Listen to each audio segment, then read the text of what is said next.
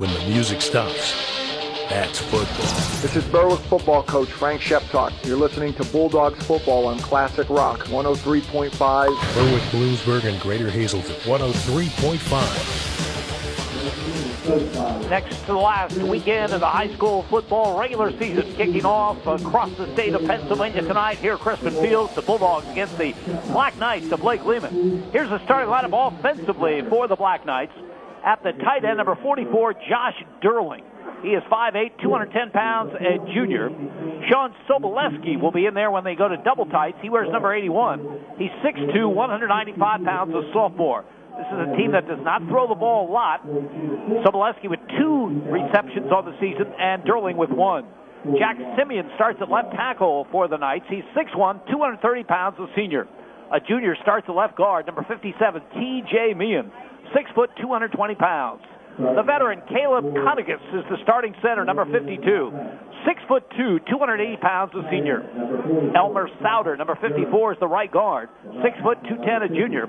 And the right tackle is 270-pound junior and 6'2", Ian Evans, number 64. And a wide receiver, the only wide receiver, number 21, Nate LaBar, 5'9", 150 pounds, a senior. He's caught 3 passes this season. All 3 have gone for touchdowns, 85 yards in receptions. The quarterback is the senior Nate O'Donnell. He wears number 16.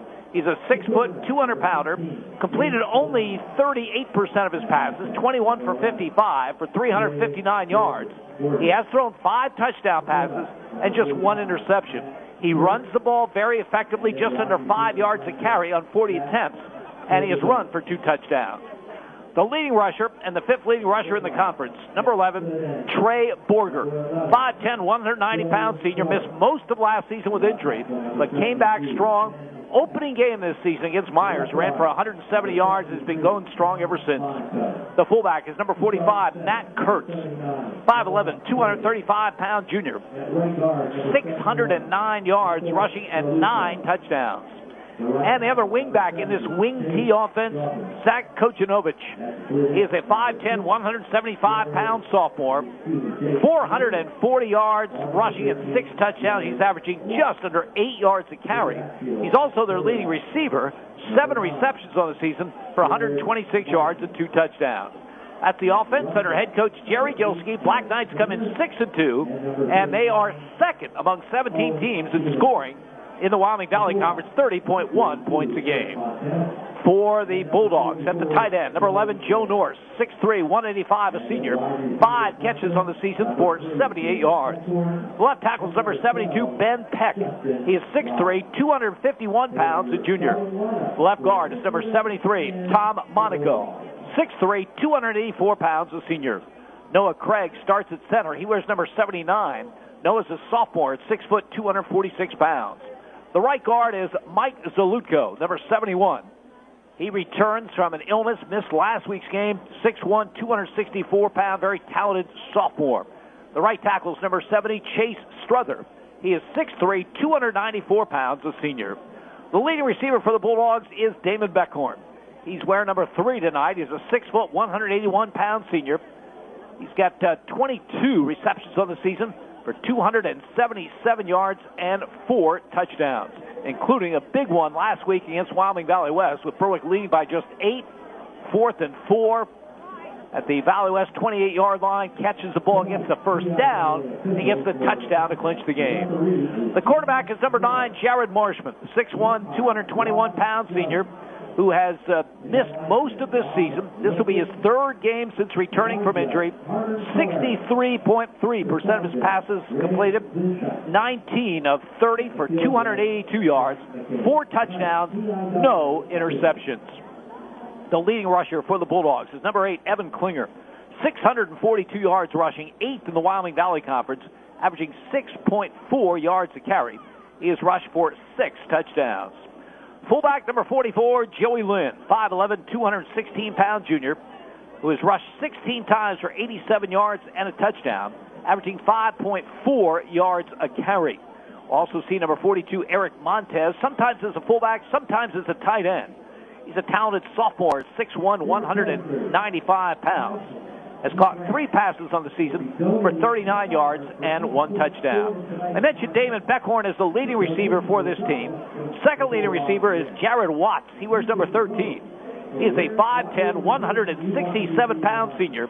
19 receptions on the season for 285 yards and 2 touchdowns. That is the starting lineup offensively for the Bulldogs. They average 28.7 points per game. They are 5th in the Wyoming Valley Conference in that department. Bulldogs have a couple of injuries. They're on special teams units. Alex Sharkusky, who is the usual punter for the Bulldogs, is out with an injury. We expect to see Evan Klinger in there. We could also see Ken Larshman in there. And the Bulldogs have had incredible bad luck at the long snapper position. They are now on their 4th person because of injuries. Started with Alex Force, and then he was injured. And then it was Will Decker, and he was injured. They went to a 3rd player a week ago, Jake Lanning, a freshman, and he is now injured.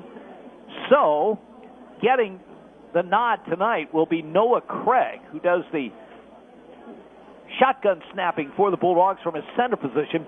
6 foot, 246-pound sophomore. The Bulldogs under Frank Sheptock in his 2nd season as head coach. 8-5 the first year, made it to the district final. Coming into this one tonight with a 7-1 record.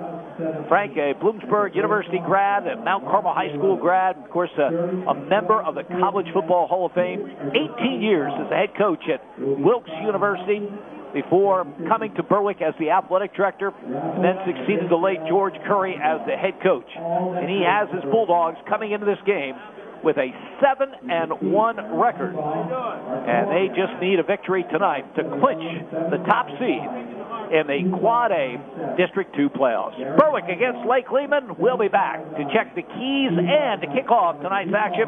You're listening to Bulldogs football on Classic Rock 103.5.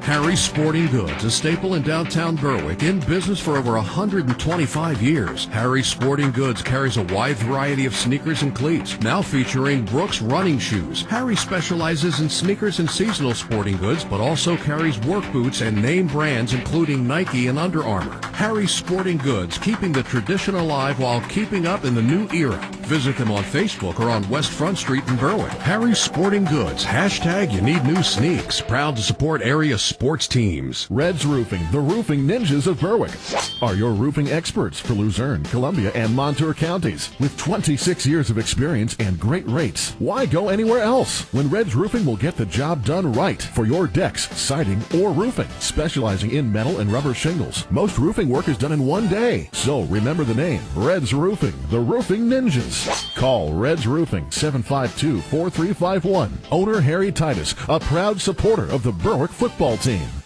The Classic Rock Channel, 103.5. Safe Light Repair, Safe Light Replace. Ryan, technician with Safe Light Auto Glass. So you think all auto glass companies are the same? Well, they're not. With Safe Light, you get more. Every windshield we replace is backed by a national lifetime guarantee, keeping you covered wherever you are. Plus, SafeLight has more glass in stock than anyone, so we can get to you faster. Just tell your insurance company you want SafeLight, or call us at 1-800-800-2727, or go to safelight.com. Northeast Pennsylvania, it's your home. And no matter what stage of life you find yourself in, what you rely on most is security. When that house becomes a home, the moment you get that new car, when your dreams become a reality, it's times like this when you have to look to the experts for advice and financial peace of mind. They're there with innovative products and services to help you with your financial future every step of the way. Together, they will help dreams and goals become reality. They're more than a bank. They're your neighbors. They are First Keystone Community Bank, member FDIC and equal housing lender. When the music stops,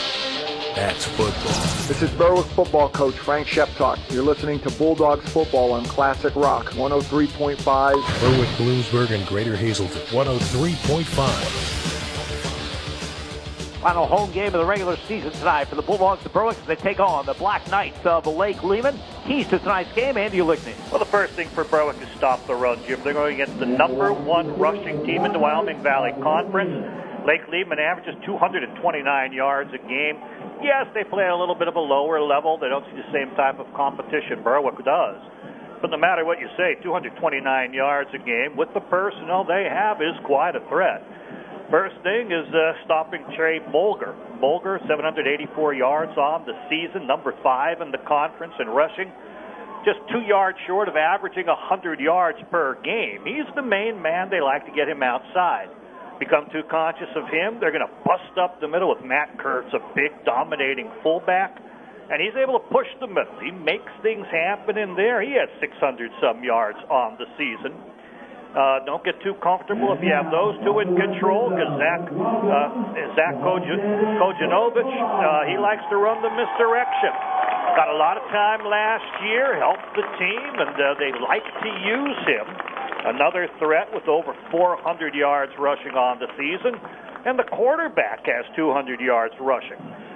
So the thing is, you're going to have to stay balanced. You can't overplay Bolger as much as you'd like to. Kurtz will help you, or Kojanovich will hurt you, or the quarterback O'Donnell will hurt you. So you have to pretty much stay and play your areas, play your position, watch for cutbacks, watch for anything coming back against you.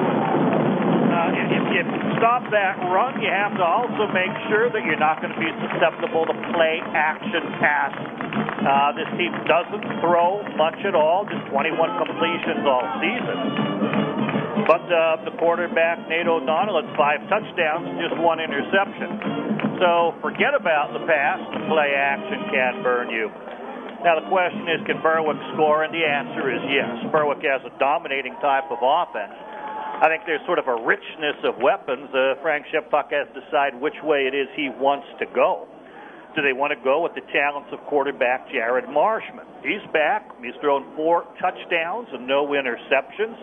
He was pinpoint passing in the preseason and over the summer, and everyone's very, very impressive in the way he can throw the long line drives right on the money. But he's just coming back. He's not in midseason form. He looks good, but you'd like to get him a little bit more experience throwing the ball, facing the rush, get him a little bit more comfortable in this his 3rd game. And, of course, you have the dangerous wideouts, Damon Beckhorn with 23 catches on the season. Tegan Wilk on any touch can take it all the way. He has 10 catches. And never forget about Jared Watts, one of the more impressive guys when you get him the ball in open field. 19 catches for Jared Watts. So very scary weapons, and that's not including the backs and the tight ends you can throw to, and usually they find their way more open than the wide receivers do. Now, if you don't want to go with Marshman, you want to play it safe, you go with your running game. And what a running game it is.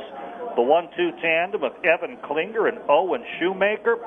Klinger, one of the top backs in the conference, averaging 6.4 yards a carry, and that's what a lot of carries. He's tough and explosive, can give you the big play. Owen Shoemaker, we see more of him as the game wears on, and they want to rest Evan Klinger. But he's no rest for a defense when he comes in fresh. He's a physical player. He averages 5.5 yards a carry.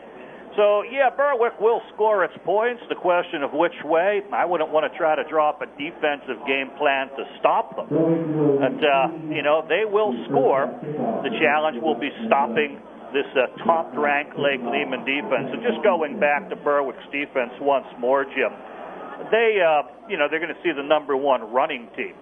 But their defense is number 1 in the conference in points allowed, in run defense, in overall defense, and number 4 against the pass.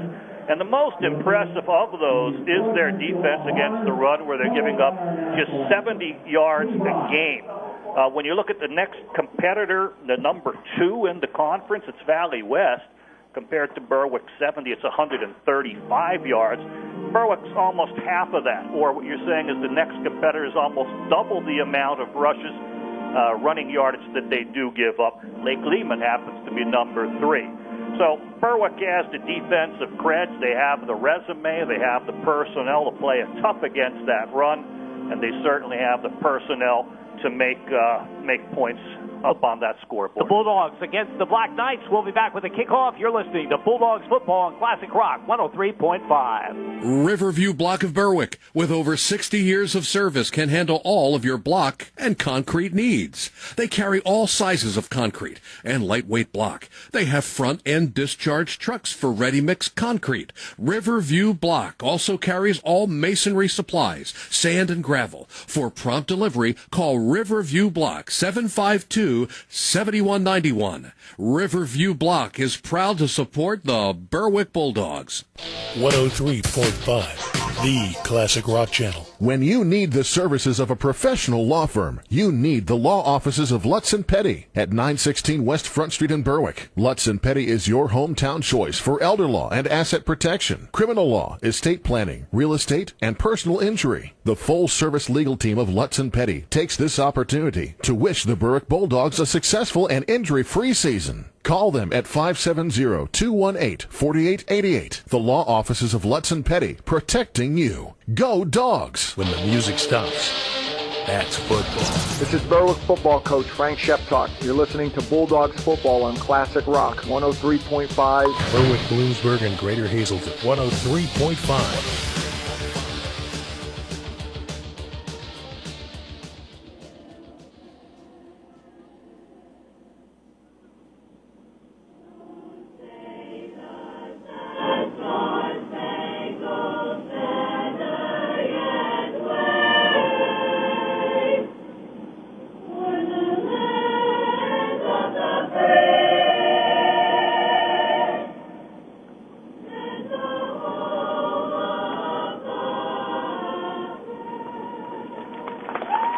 Berwick Choral Group, the Modern Airs, with our national anthem prior to high school football tonight from Crispin Field, the final regular season home game for the Bulldogs.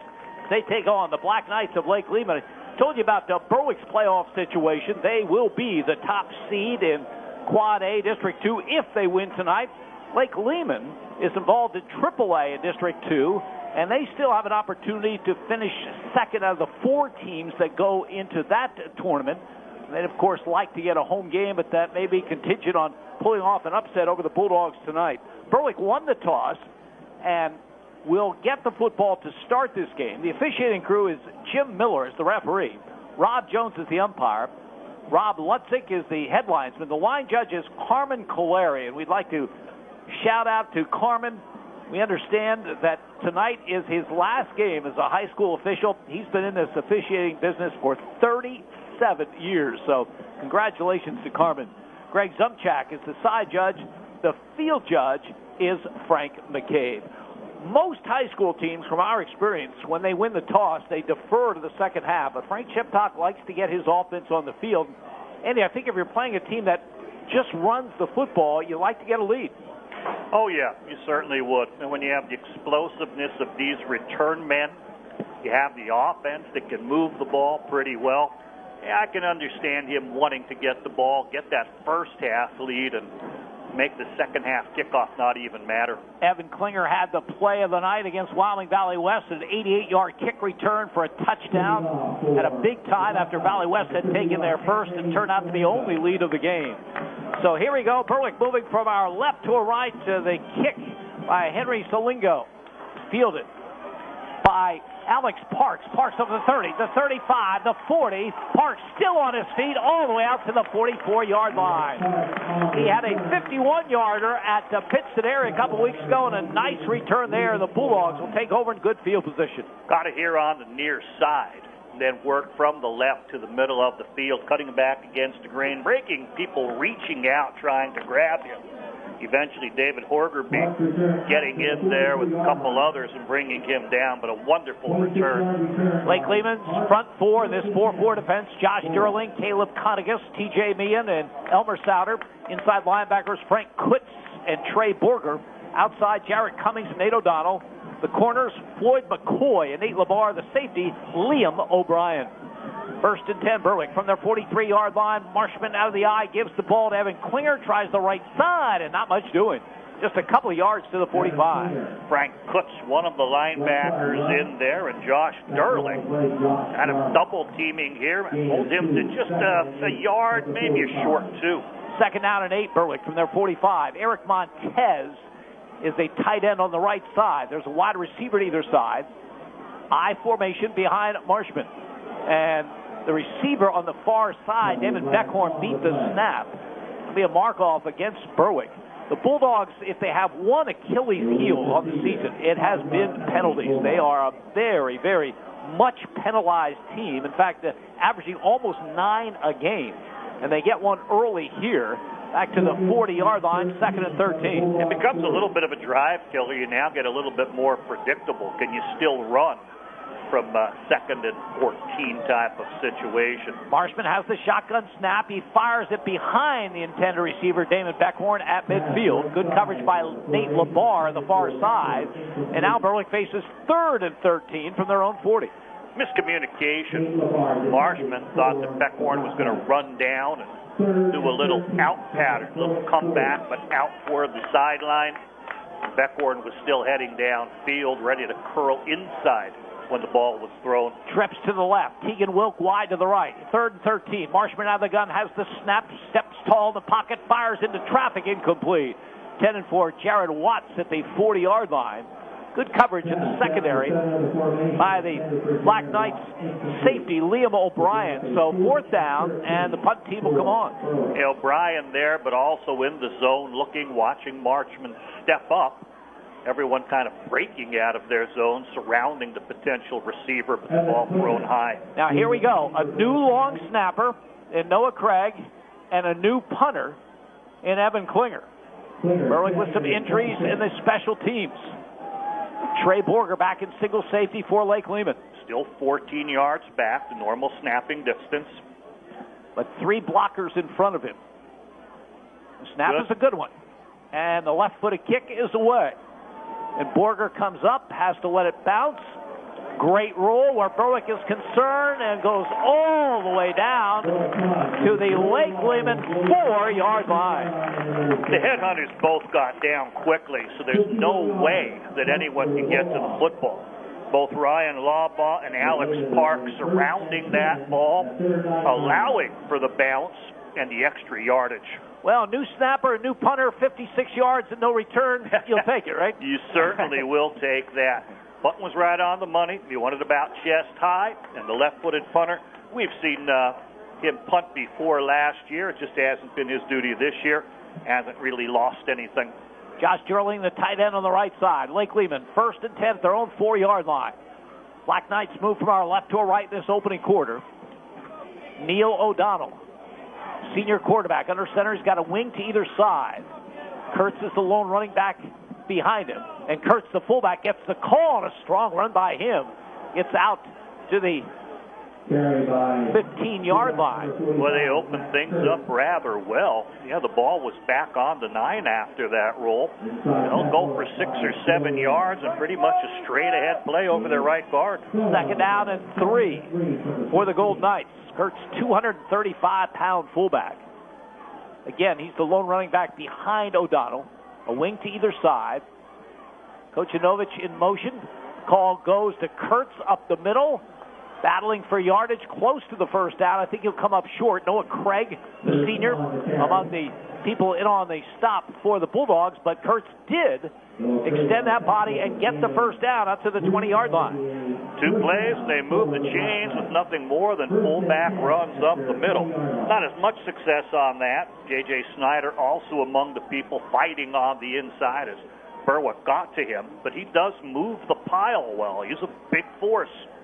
Berwick defensively across that front with Ben Peck, J.J. Snyder, Tom Monaco, and Joe Norris. The linebackers, Joey Lynn and Noah Craig. The secondary, Alex Parks, Evan Klinger, Tegan Wilk, Damon Beckhorn. 1st and 10 for the Gold Knights from the 20. Is the call of the tailback, and Noah Craig wraps him up right at the line of scrimmage.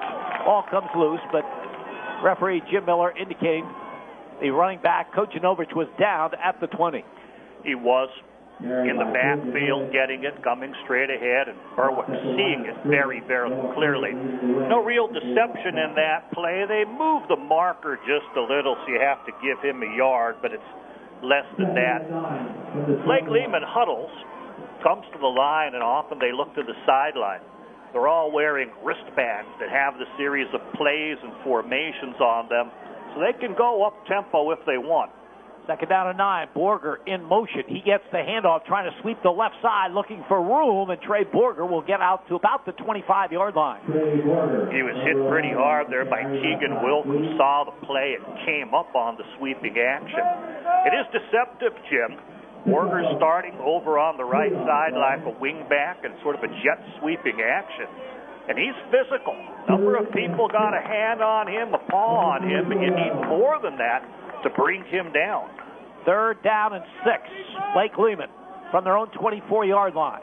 I don't know if you expect the pass here. I'd expect the run. Wing to either side. In motion, Borger. The call goes to the fullback. Kurt straight ahead and gets just a couple. Out to about the 27-yard line. Fourth down, punt team on for the Black Knights. They wanted to run the B gap on the right side, but Noah Craig was stunting into that gap. That forced the big fullback inside and into traffic where he couldn't really gain anything.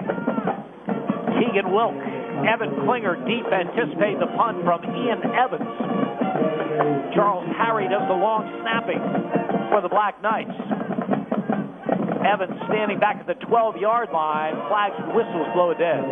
Yeah, one of the backs in there got the head start on the play. Frank Cutts, who normally plays linebacker, one of the men right behind the guard. Got a lean, wanted to plug the A gap and help this team, but a leaning stance led to a rolling start.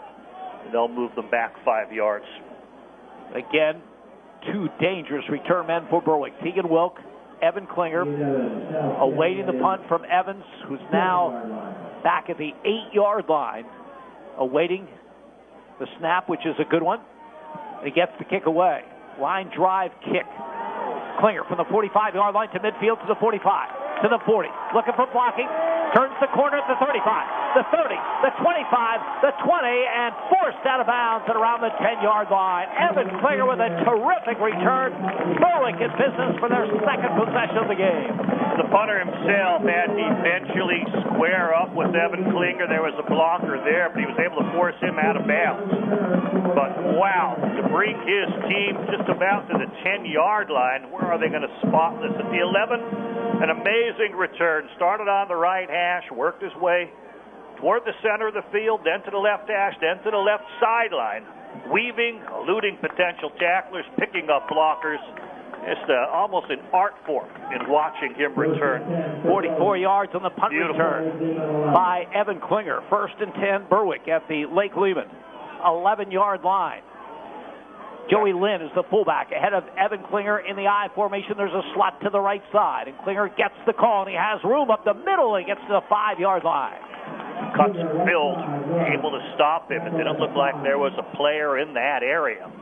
Joey Lynn came through at first, went to the right instead of the running back following him. He went to the left. Second down call.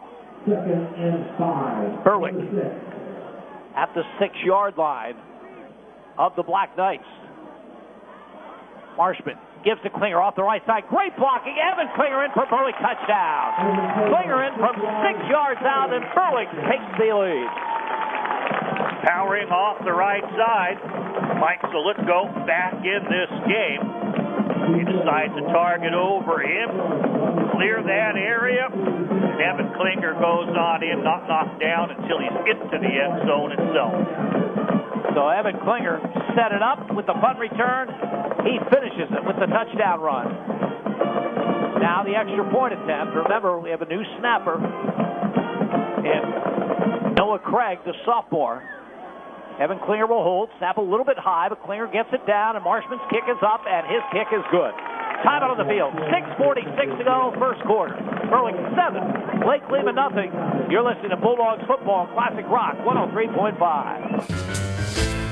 Choose with confidence The Medicine Shop. At the Medicine Shop Pharmacy, located at the corner of 9th and Pine Streets in Berwick, caring goes beyond the prescriptions. Discover the one-on-one customer service and dedication that makes caring part of the culture at the Medicine Shop in Berwick. Stock up on everything you need to keep you and your family healthy all year long. The Medicine Shop Pharmacy, located on the corner of 9th and Pine Streets in Berwick, where caring goes beyond the prescriptions. When the music stops, that's football. This is Berwick football coach Frank Sheptalk. You're listening to Bulldogs football on Classic Rock 103.5. Berwick, Bloomsburg, and Greater Hazelton 103.5. Evan Klinger with a 44-yard punt return, setting up his touchdown run from 6 yards out. His 11th rushing touchdown of the season. Trey Borger, Zach Kovanovich, deep for Lake Lehman, as Ken Marshman, who has 17 touchbacks on the season, will kick it off for the Bulldogs.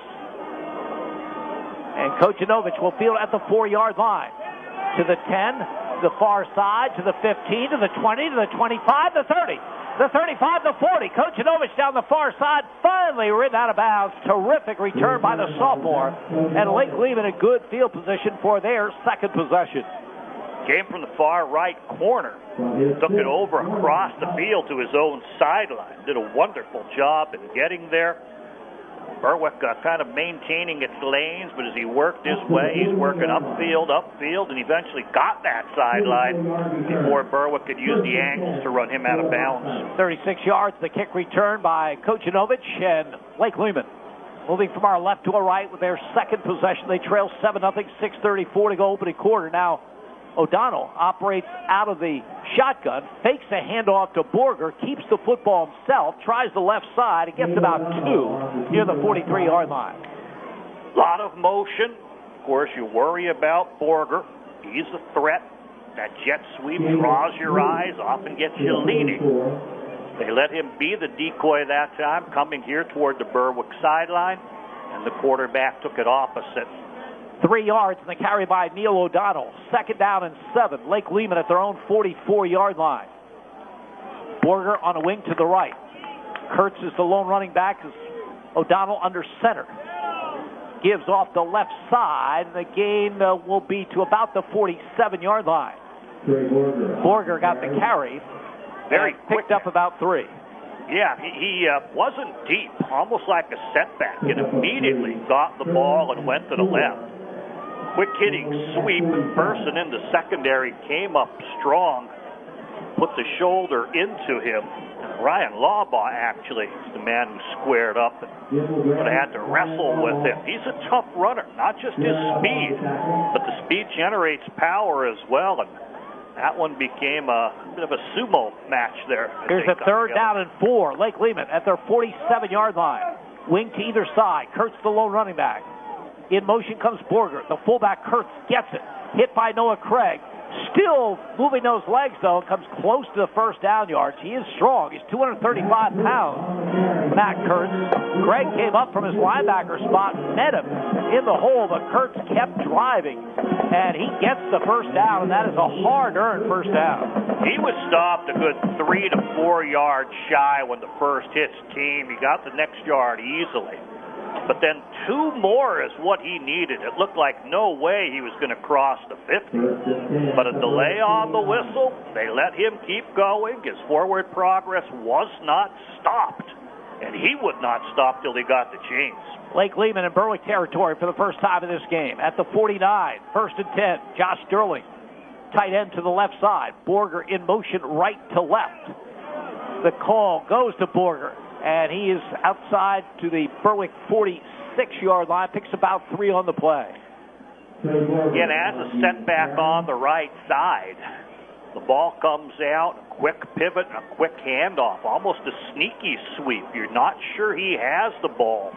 It's not like the jet sweep where he's coming high in motion and he's that decoy.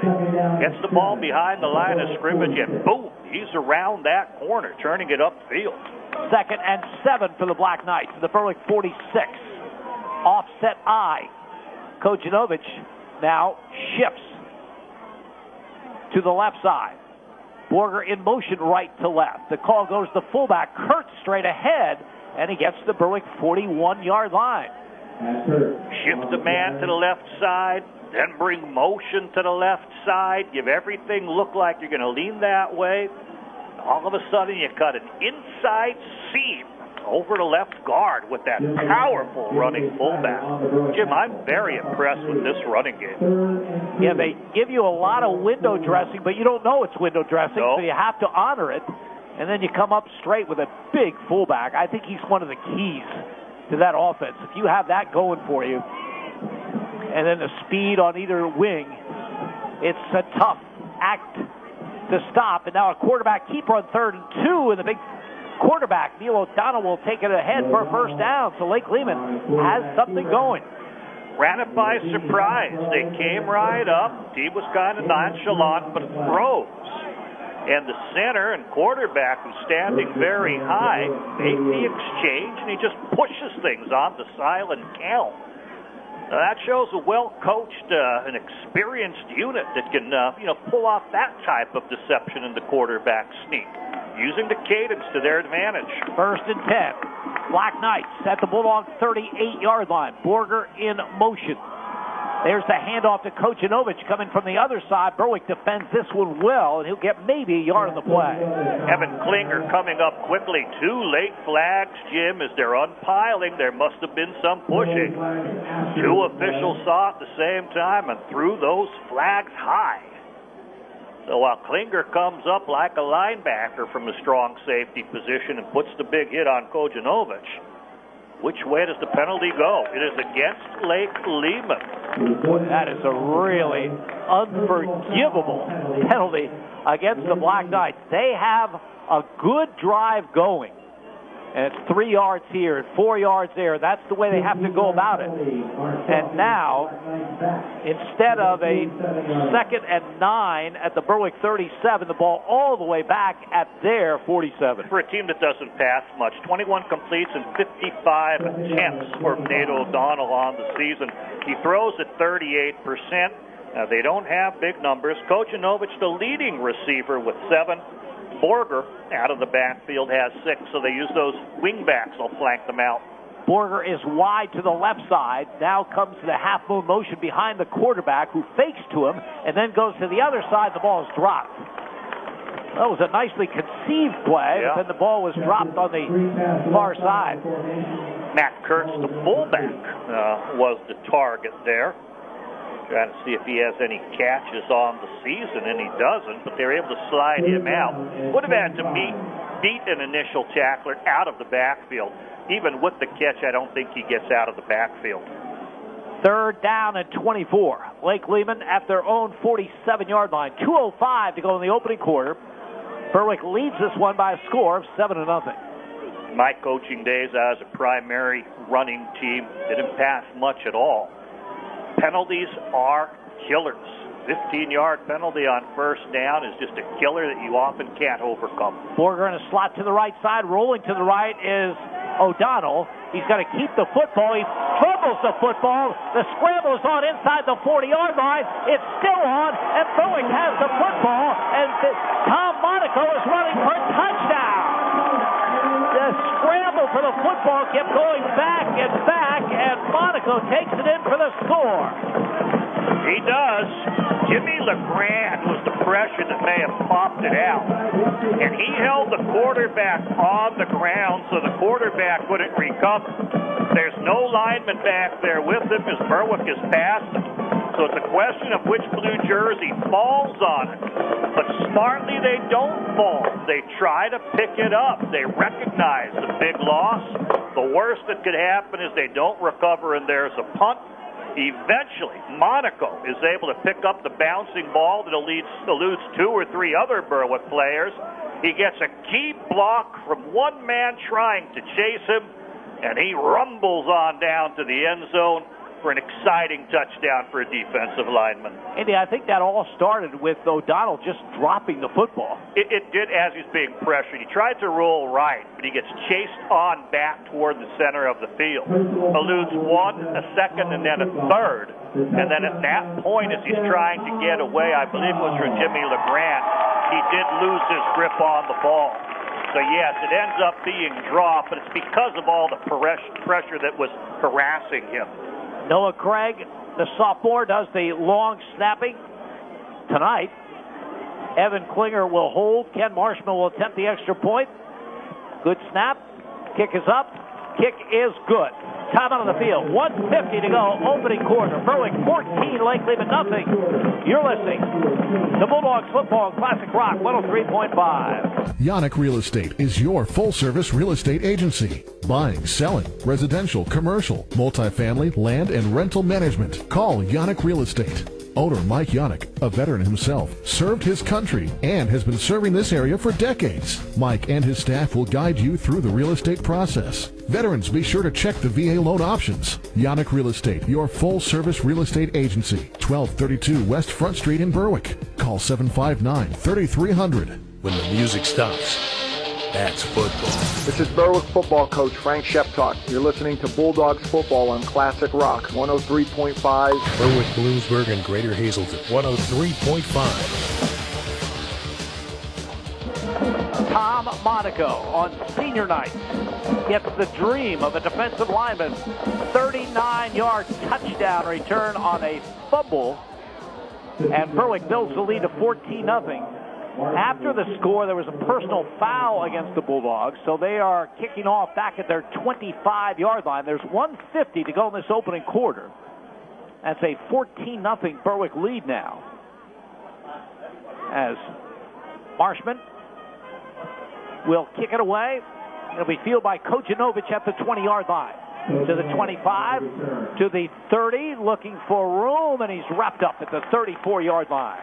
Jacob Seeley came down in his lane, forced the man to go wide, then chased, and with his long arms able to get out there and bring him down. Andy, let's go back to that penalty on Lake Lehman. How big was that? They're on the drive at the Berwick 37-yard line. Then the penalty brings them way back. They end up in a 3rd and long. That puts them in that position trying to do something they can't do. Yeah, it's not their strength. They're not a passing team. They do roll the quarterback out, knowing how well Berwick pressures. But Berwick still pressures and forces the quarterback to scramble, and that's just not their game. Offset eye behind the quarterback, O'Donnell. He gives the fullback, Kurtz, and he has stood up after a gain of a yard, maybe 2 on the play. Doesn't stop running, though. Gotta like his attitude. They'll give him 2, a little bit more than that. Impressive fullback. The rest of this offense sort of centers around his effectiveness. A little bit like the wing G. The fullback often has to be your most significant runner to make the other halfbacks effective on the outside. 2nd down and 7. Lake Lehman at their own 37. Clock winding down. A little over a minute remaining in this opening quarter. Berwick trying to clinch the top seed in Quad A, District 2 for the upcoming playoffs in a couple of weeks with that 14-0 lead. O'Donnell under center. He's back to throw. He fires to the far side. He has a completion to LeBar for a short gain out to about the 41-yard line. Nate LeBar, his 4th catch, and according to the numbers we gave, it's his first catch that doesn't go for a touchdown. Yeah, 3 catches, 3 touchdowns. Very, very impressive. Averaging 28 yards. That one, more like 6 on the reception. Went high. Berwick right there to make the tackle. Berwick probably could have swatted it down near the line of scrimmage. Chase Struthers in there getting a good pass rush, but he was engaged with the man. He couldn't get the hands extended. 3rd and 3. Black Knights from the 41. Josh Durling, the tight end to the left. Offset eye behind Neil O'Donnell. He keeps the ball himself, and he's going to be buried for a loss. They got mixed up on the play as he loses yardage back to the 38. Chase Struthers was on the right side as defensive tackle. This time he moved to the left side. He just overwhelmed his man, drove right through him, and he pretty much blew up the play. So making a little impact in there. Chase Struthers, defensive tackle. As the first quarter comes to an end with the score, Berwick 14, Lake Lehman nothing. You're listening to Bulldogs football on Classic Rock 103.5. The Mayo Funeral Homes, located at 110 Chestnut Street in Berwick and 77 Main Street in Chickashinny, are proud sponsors of Berwick Bulldog football. The Mayo Funeral Homes, serving all faiths, makes it easier for those you love with prearranged funeral counseling insurance, and pre-finance funerals. Mayo Funeral Homes also offers expert guidance in both traditional and cremation services. Mayo Funeral Homes, perfection in every detail. Berwick Bulldog football. In the second quarter, Southern Columbia leads Central Columbia 14-0. Bloomsburg leads Lewisburg 7-6, and Danville leads Shamokin 14-0. I'm Ben Willis for Classic Rock 103.5. Berwick, Bloomsburg, and Greater Hazelton 103.5. We start the second quarter here at Crispin Field in Berwick, the final regular season home game for the Bulldogs. They lead the Black Knights of Lake Lehman 14-0. Lake Lehman 4th and 5 at their own 39-yard line. Charles Harry will do the long snapping. Ian Evans back to do the punting. He's standing back at the Lake Lehman 25-yard line. Last time they punted, a 44-yard return by Evan Klinger. This kick very, very high and out of bounds. Short kick. Good field position for Berwick, but maybe preferable than kicking to Evan Klinger. Yeah, you tell them to kick it away rather than kick it to either of those guys. They're very, very dangerous. Well, Berwick will have a good place for its offense to start. And there's the other advantage to having great returners. You get punters trying to kick away from him. It leads to very, very short punts. And although you get no return, it ends up with a 16-yard punt. You have it at your 45. Big advantage. Berwick moving from our left to our right in this second quarter with that 14-0 lead. Jared Marshman under center. Offset eye behind him. Joey Lynn is the fullback. The give is to Klinger. He is hit behind the line, keeps the legs churning, but will not get much more than the line of scrimmage. Trey Borger, we talked about him as a running back. He's a terrific inside linebacker as well. He and Nate LaBar combined on the stop. You always tell defensive players, you keep going until you hear that whistle. Trey Borger did not hear the whistle. He had a good short tackle on Evan Klinger, was able to drive him from the hash mark to the sideline until they whistled him. 2nd and 10, Berwick from their 45-yard line. Wide receiver to either side. Now after a shift, Montez is the tight end on the right. Just off his right shoulder is Joe Norse. In motion comes David Beckhorn, takes the handoff, sweeps the right side, looks for room, and gets over the 50 to the 48-yard line.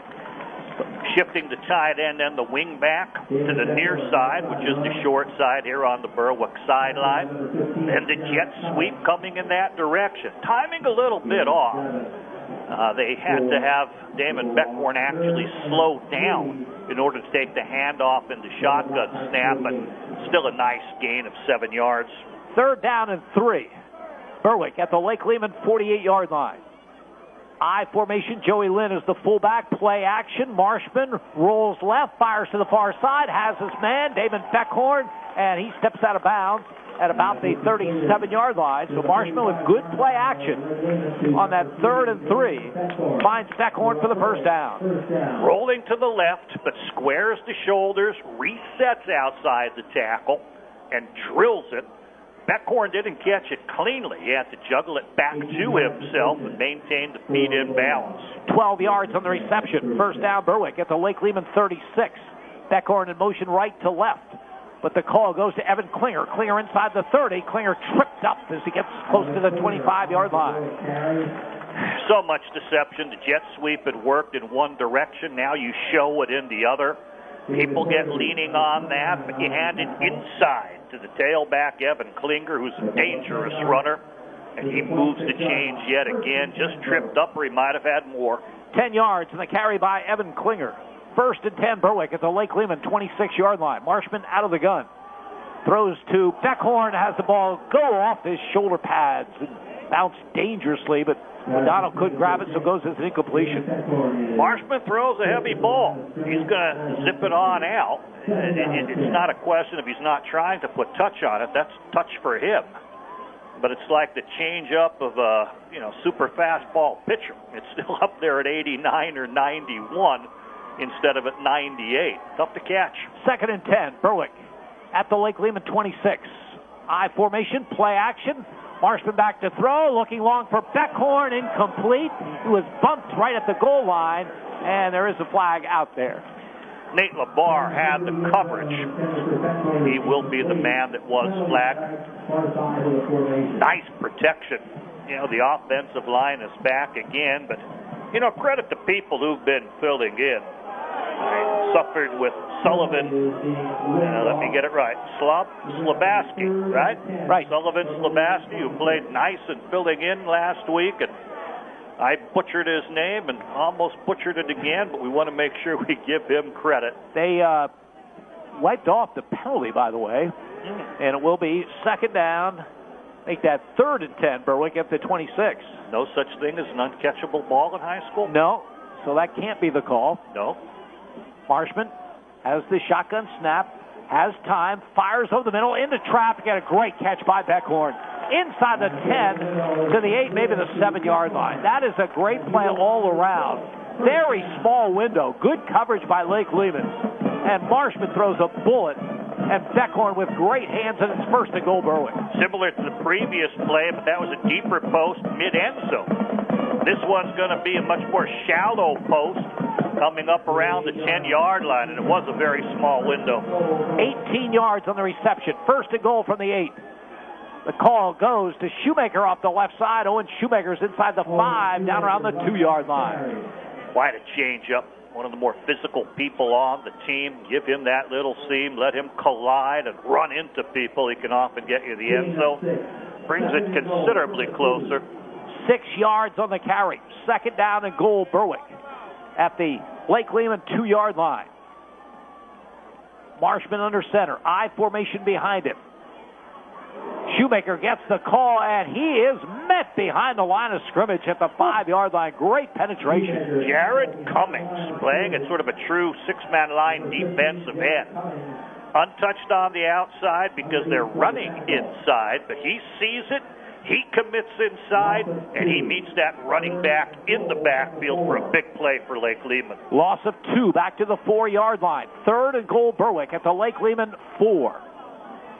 Joey Lynn, the fullback, ahead of Owen Shoemaker.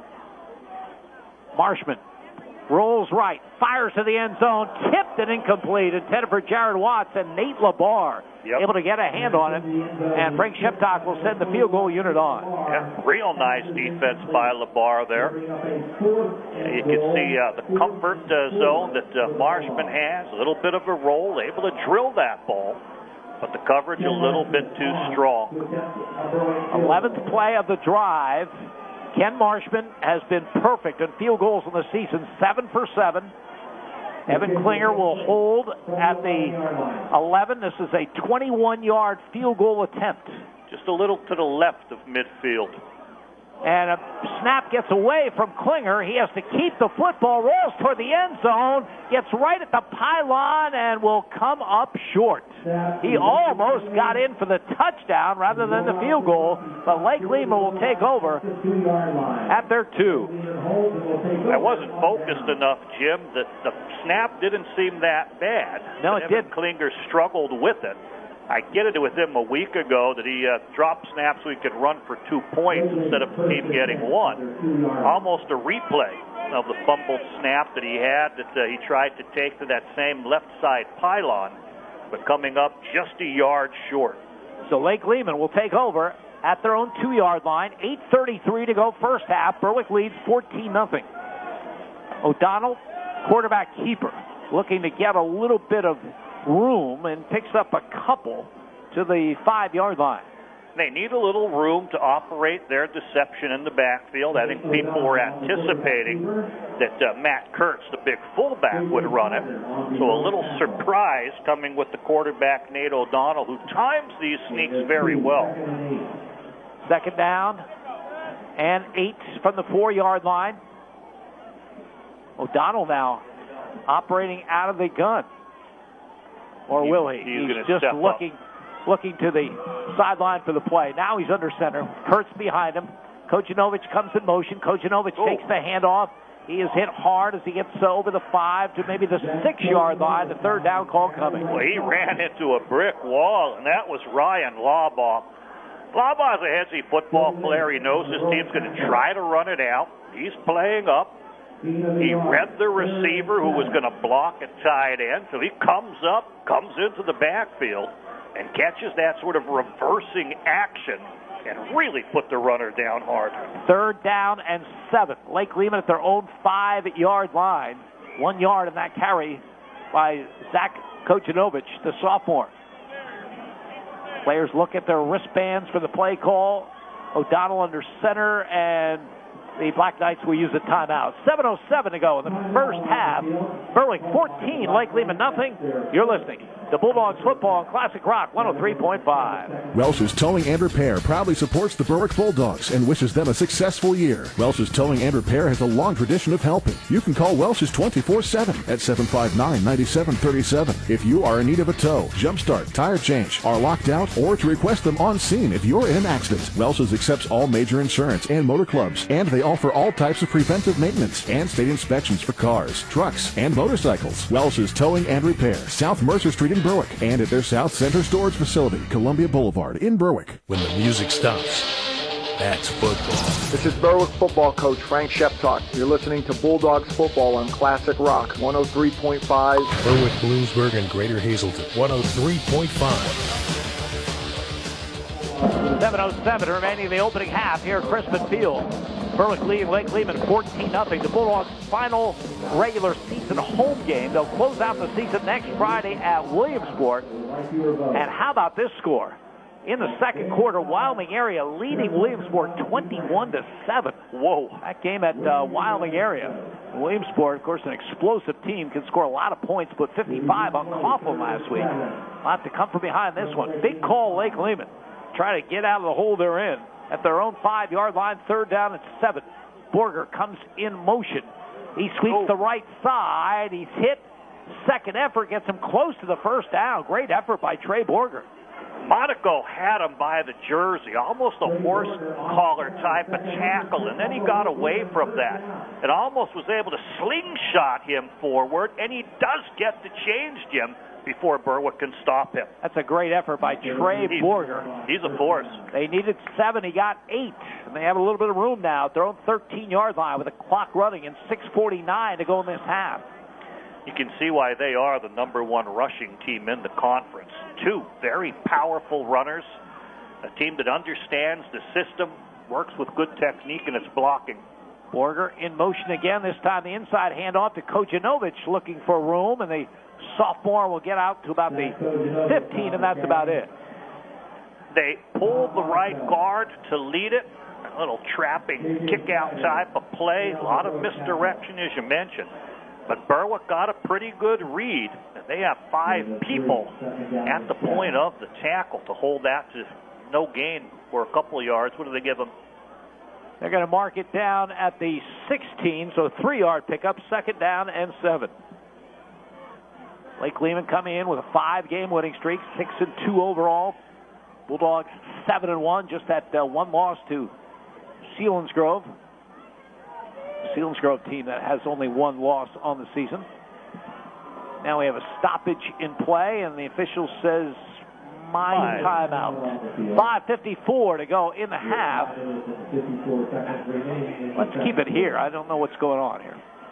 Evan Klinger came over to the sideline and showed them his elbow. Maybe he got a little bit of a little brush burn. He can't really play with any blood, so they might have to bandage him up. Yeah, Jared Watts is coming in to replace him in the secondary for the Bulldogs. The ball at the Lake Lehman 16-yard line where the Black Knights face 2nd down and 7. Berwick playing an awful lot in base. Not a team where you can use blitzes. Borger comes in motion left to right. Gets the handoff. Sweeps the right side. Has some running room. Trey Borger carrying tacklers over the 30 out to the 32-yard line. Boy, we heard that he's fast. He's got some power as well. Yeah, Matt Kurtz was supposed to be the power back, and he certainly is. But Trey Borger uses that speed and then gets pumping. Look at his size. They say 5'10", 190. Looks a little bit taller than that. They have grown since they put this program together. 16 yards in the carry by Trey Borger. 1st and 10, Lake Lehman at their 32-yard line. Wing to either side. Kurtz is the fullback. Kojanovich comes in motion. The fullback gets it. Kurtz lowers the shoulder, gets over the 35, out to the 37-yard line. Picked up about 5. Good first down carry for the fullback, Matt Kurtz. Tegan Wilk has to come up, and he's going very low, down below the knees to submarine and bring that big fullback down. This line engages well. It's hard to locate with all the movement who has the ball. And when they come inside with the fullback, after you said that the window dressing, leading everything outside, there's going to be some holes for him. Tegan Wilk has to come up and fill, and makes a nice tackle low. 2nd and 5. Lake Lehman at their own 37-yard line. Neil O'Donnell under center. Gives to the fullback. Kurtz tries the left side, and Jimmy LeGrand is all over the play from his defensive end position. Makes the play for a loss of a yard back to the 36. Took on the blocker with the inside left arm, and then reached out with the right free arm to contain that runner. It made a wonderful play for no gain. LeGrand coming into the game, 47 tackles, the most among the down linemen. Had a terrific senior season. Here is a 3rd down and 6. Lake Lehman back at their 36. Which runner was that, Jim? That was Kurtz. Yeah, it's like the wing T. You just don't know who has the ball all the time. Kurtz is that lone running back. Sterling, the tight end on the left, and Lake Lehman will use a timeout.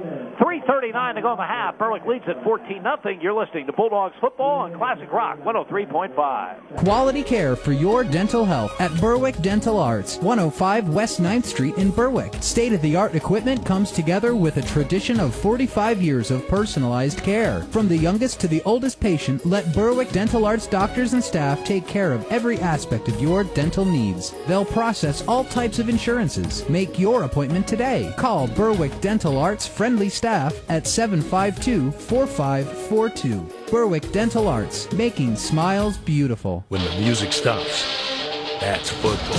This is Berwick football coach Frank Sheptalk. You're listening to Bulldogs football on Classic Rock 103.5. Berwick, Bloomsburg, and Greater Hazelton 103.5. 3:39 remaining in the opening half here at Crispin Field in Berwick.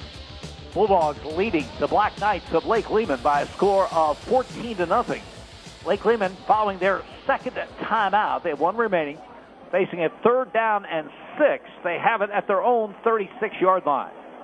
Again, for most teams, passing situation, but I don't think you'd expect a pass from Lake Lehman.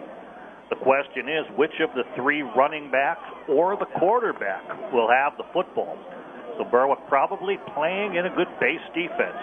Ben Peck coming on late for that defensive front. Here's the 3rd down call.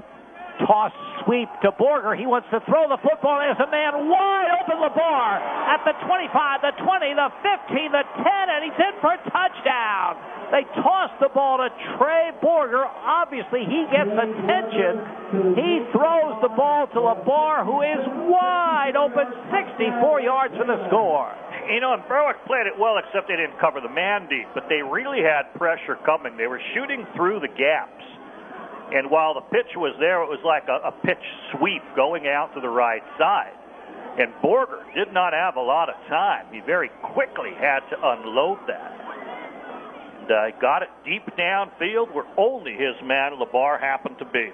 6th touchdown pass of the season for Lake Lehman, the first from Trey Borger.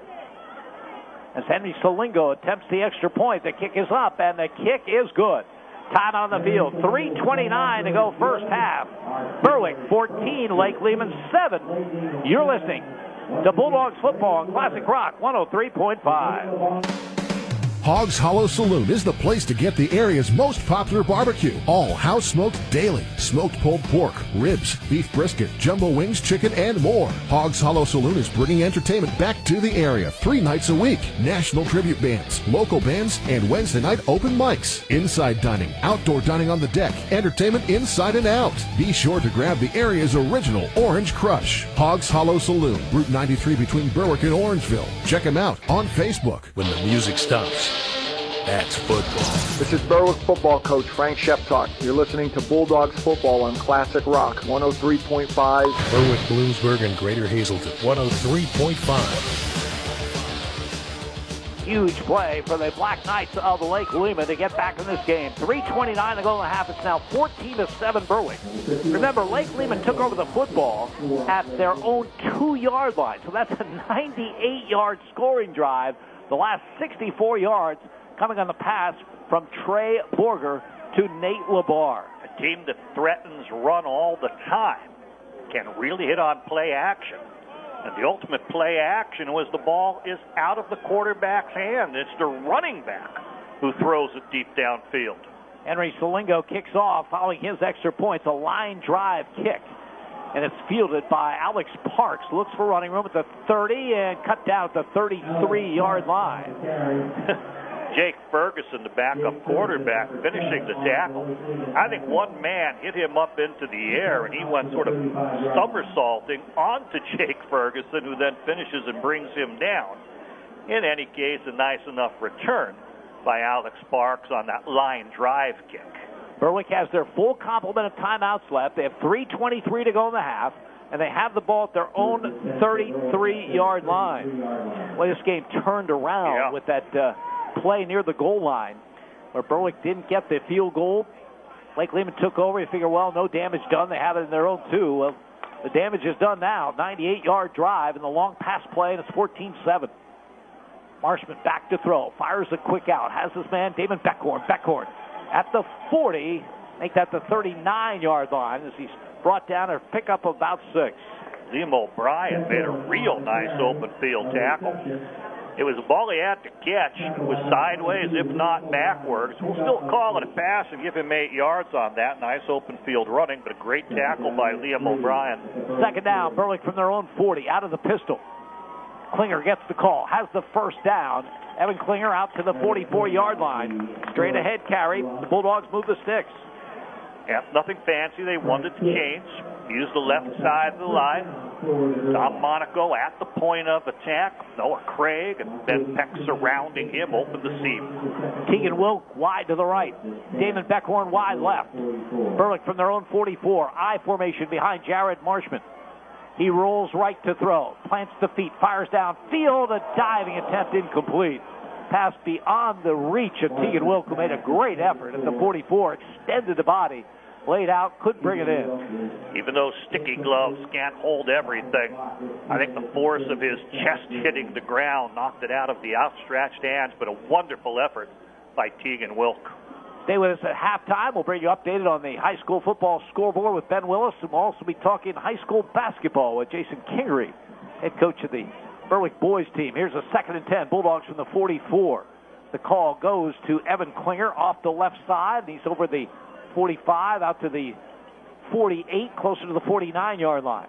Josh Sterling was kicked out, but he didn't quit on the play from his right defensive end position. He turned upfield and eventually caught Evan Klinger after about 5 yards. 3rd down and 6. Berwick at their own 48-yard line. Clock running, 2:10 to go in the half. Again, Bulldogs with 3 timeouts remaining. Marshman out of the gun. Fires a pass and way over the head of Damon Beckhorn. Jared Marshman not happy with himself at all because Beckhorn was there at the Lake Lehman 43-yard line. Instead, the punt team will come on. Ball just sailed. He had Beckhorn, who was being given a very big cushion. About 6 strides into the pass, he wanted to hit him, but the ball flew very high, and Beckhorn really couldn't get set up to even push off real well. A little too high. Again, Noah Craig, the sophomore, will do the long snapping. And Evan Klinger back at the Berwick 35-yard line. Alex Sherkuski out with an injury. Cross your fingers if you're a Berwick fan. Clean snap, yes. Left-footed punt, a boomer. And Borger will field at the 20 and tripped up the 22-yard line. Coming up behind him, looks like Alex Parks got the legs of Trey Borger. So Lake Lehman with 1:54 to go in the half. Remember, they'll get the football to start the second half. So they trail 14-7 here, 1 timeout remaining. And I don't expect anything too tricky. Well, they'll run, and that's tricky enough. They have enough deception in their running game to make things happen. Go back to that punt, Jim. That's a critical play. You know, you're at the 2-minute mark. You have a snapper who's number 4 or 5 on the depth chart for snapping punts, and he puts it right there, shoulder pad height.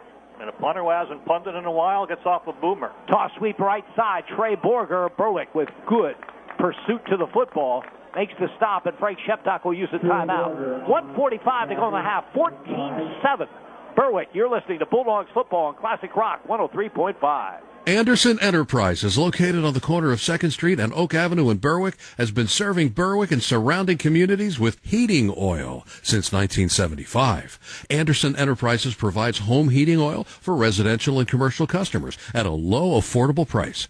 Anderson Enterprises, located on the corner of 2nd and Oak Street in Berwick. Call 570-752-3291. And keep warm this winter with Anderson Enterprises, proud to support the Berwick Bulldogs. And don't forget, they have dry ice as well. When the music stops, that's football. This is Berwick football coach Frank Sheptock. You're listening to Bulldogs football on Classic Rock 103.5. Berwick, Bloomsburg, and Greater Hazelton 103.5. Berwick still with 2 timeouts remaining, so they'll try to force the issue here. Leading Lake Lehman 14-7, and the Black Knights facing a 2nd down and 11 at their own 21-yard line. It's been a competitive game. Offense versus defense. It's been some big plays, specialty team plays, returns, missed field goal opportunity, and the holder running it down to the 1-yard line. It's been an odd first half.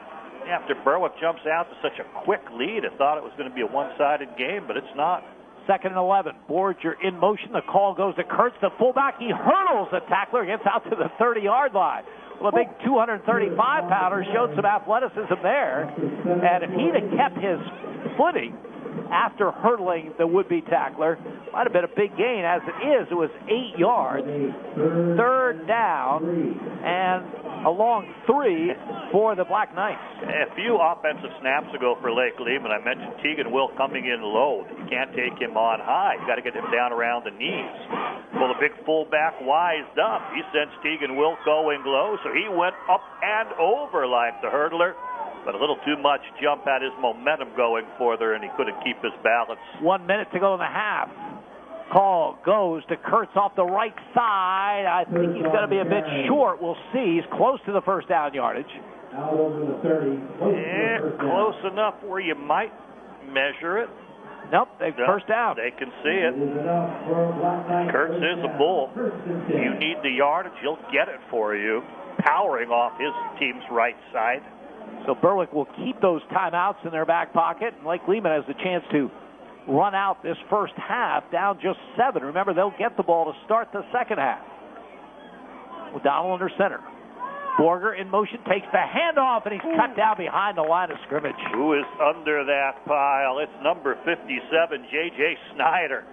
He's playing a little bit of an offset nose guard, more over the guard than the center in this game. At that time, he was allowed to shoot the A-gap, got his depth, and took that tough running back, Trey Borger, down before he could get any type of momentum. So Lake Lehman can just about run out this first half and go in down just 7. Toss sweep right side of Kojanovic, and J.J. Snyder runs him out of bounds on what will be the final play of this first half. With the score, Berwick 14, Lake Lehman 7. You're listening to Bulldogs Football Classic Rock 103.5. Neighbor Fence Company has fencing for where you want it, serving Columbia, Montour, and Luzerne counties. Neighbor Fence provides top-quality residential and commercial fencing, vinyl, chain link, wood, aluminum, and ornamental fencing, plus vinyl railing and specialty products. Neighbor Fence Company, 1140 State Route 239 in Wapwallopen. Call 570-752-4423 or visit them online at neighborfencecompany.com. Neighbor Fence Company is a proud sponsor of local youth athletic teams. As a community bank, First Columbia Bank and Trust knows the value of helping our young people dream, excel, and reach their goals. For more than 118 years, First Columbia has been committed to helping our communities prosper and our youth succeed. We're proud to invest in our youth through athletics, the arts, and education. First Columbia Bank and Trust, every step of the way. Your hometown bank, the first place to go for your big time plans. Together we'll grow every step of the way. First Columbia Bank. That classic rock channel, 103.5. DeFevo Graphics Signs and Apparel. Custom-built LED signs, vehicle graphics, custom wraps, banners, screen printing, mugs, t-shirts, business signs, magnets, hats, embroidery, stand-ups, indoor signage, and custom car accents. DeFevo Graphics Signs and Apparel. Family-owned and operated since the turn of the century. All work is produced in-shop. DeFevo does not sell products that they do not make, and that equals quality control. DeFevo Graphics Signs and Apparel. On Route 11 between Bloomsburg and Berwick at 7553 Columbia Boulevard. Or online at DeFevographics.com. Home Away from Home Boarding Kennels in Berwick is a dream getaway for your dog when you are away. Home Away from Home Boarding Kennels offers on-site grooming, 19 air-conditioned kennels, and a fenced-in area for your dog to play. At Home Away from Home Boarding Kennels, there are no restrictions on size or weight of your dog. The only thing they ask is that all dogs have proof of updated vaccines, including kennel cough. Call 570-759-8181 to schedule your dog's dream vacation today. Home Away from Home Boarding Kennels is a proud supporter of the Berwick Bulldogs. When the music stops, that's football. This is Berwick football coach Frank Sheptalk. You're listening to Bulldogs football on Classic Rock 103.5. Berwick, Bloomsburg, and Greater Hazelton 103.5. Jim Dillon and Andy Lickney from Crispin Field in Berwick. We're at halftime with Berwick leading Lake Lehman 14-7. Bulldogs got a 44-yard punt return by Evan Klinger in the first quarter, returning it to the 11-yard line of Lake Lehman. 2 plays later, Klinger went in for his 7th rushing touchdown of the season from 6 yards out. Ken Marshman with the extra point. Berwick led 7-0. And then late in that first quarter, Lake Lehman with a 3rd down and long situation. And quarterback Neil O'Donnell fumbled the football. Tom Monaco picked it up, raced 39 yards for the touchdown. Marshman with the extra point. Berwick extend their lead to 14-0. And then the big turnaround in this game. Berwick looks like they're headed toward a 21-0 lead. They have the ball at the Lake Lehman 4-yard line. Pass goes incomplete. 4th and goal. They line up for what should be a sure field goal by Ken Marshman. But there's a problem with handling the snap by Evan Klinger. He almost runs it in, but is stopped at the 2-yard line. Lake Lehman takes it over at the 2. Gets a couple of first downs out to the 36-yard line, and then Trey Borger gets the handoff, stops, plants the feet, and throws the pass to Nate LaBar, who is wide open. He goes 64 yards for the touchdown. Henry Salingo with the extra point, capping a 98-yard scoring drive. That was with 3:29 to go in the second. That's all the scoring in the opening half. Berwick leads Lake Lehman by a score of 14-7. We have a high school football regular season winding down, and the high school basketball season practices will begin soon. And our guest at halftime is the head coach of the Berwick boys team, Jason Kingery. Will be in his 7th season at Berwick. Last year, 15-8, 2nd straight winning season. And Jason, last year he got a great start, 10-0, 12-1 at one point.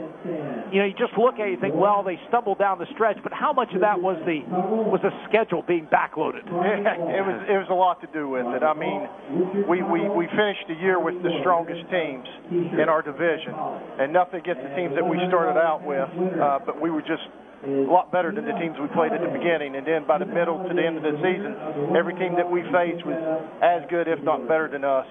And all the games were great games all the way through except a couple games.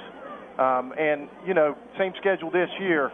But we learned from what our schedule was like last year, and we're going to take what we learned from last year, hopefully turn it around and be playing our best ball in February. With back-to-back winning seasons, the expectations have changed, right? They've changed, and that's what I envisioned when I moved here 7 years ago from West Virginia with my family. It's changed.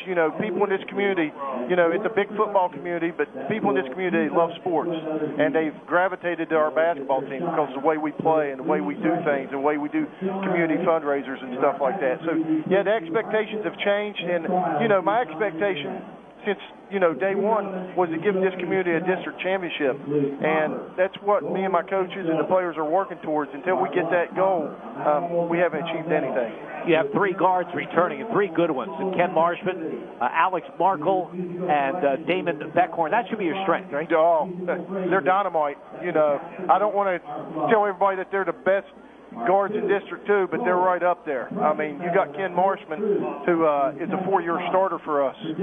Then you got Damon Beckhorn, who's a 3-year starter, and then Alec Markle, he'll be a 2-year starter. And they're averaging, they're bringing 8, 11, and 14 points a game. Not just that, but just the way that they can handle the ball, and no one can just lock down on one guy. All 3 are very, very capable of going off on any night. Now, is Markle going to be okay? He had an injury in baseball season. Yeah, it was crazy. Yeah, he got cleared August 31st, and he didn't do any workouts with us, of course, in the summer because he had shoulder surgery, but he's looked good in our open gyms the past 3-4 weeks, and he's going to be dynamite. He's grown a little bit, too. Okay, we've talked about the backcourt. How about the rest of the starting lineup? Well, I mean, right now, if we had to pick 2 other starters, you got Joe Norse, who's a football player out here also. Joe has been a member of our program for 4 years, and he had an excellent summer this year. The only thing is Joe's only 6'2", and some of the teams, we play up in District 2, their guys 6'5", 6'6", but Joe, he really mixes up in the paint, does a good job. And then we also have Zach Evans, Tyler Evans' younger brother. Zach had a great summer, and Zach is going to be someone that if people key on our 3 guards, Zach is going to be someone who can go off for 10, 15 points a night. And then we got other guys, too, that we've got coming back, 5 or 6 other guys I think that can fill some holes. We're looking forward to this season. We knew a few years ago this could be a very special season if everyone stays in check and does the right thing. And I guess you've got something like 8 players that will play significant minutes that are on this football team. I guess there's pluses and minuses to that. The minus is if they go on a long run, you don't get them till late. The plus is you get winners and you get tough kids and you get competitive kids. Yeah, and I've said it before when you all have asked me to come on here. I coached high school football for 12 years before I came here. So I don't mind my kids playing high school football. I think it's good for them. It does put us at a little bit of disadvantage, I'm not going to lie, because we don't get our kids until late. But I would rather see kids be successful in football than not successful in football, and then because they expect to be successful once basketball season comes. So it does put us behind the 8 ball a little bit, but you know what? I've been doing this now here in Berwick for 7 years. I'm kind of accustomed to it now. Let's talk about the Wyoming Valley Conference. Usual suspects? It's tough. It's just tough. It's a very good basketball conference. I mean, from top to bottom, it's good. And, we have to play every team once.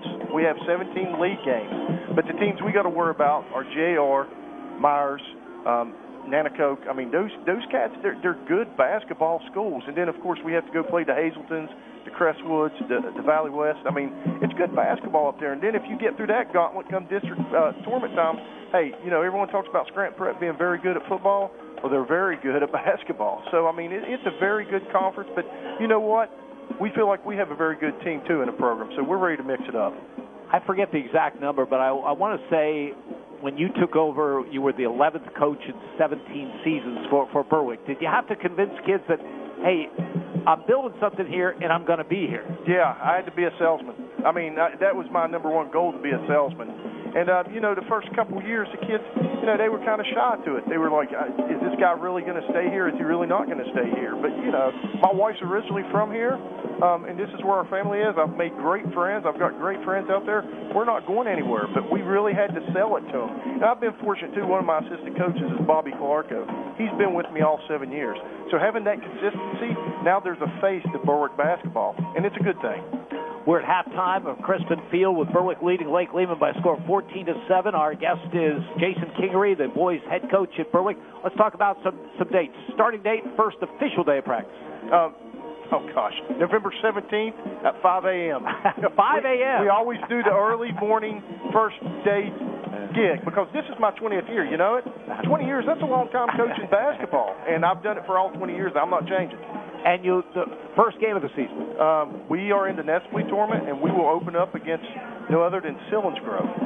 and their football players play basketball. The lobby kid, very good guard.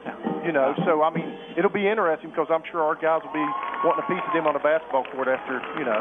And, Jason, I think one of the things that you have done along with Central Columbia is put together that boys-girls doubleheader around Christmas time. That's been a great series. Yeah. It drew such a big crowd at Berwick last year.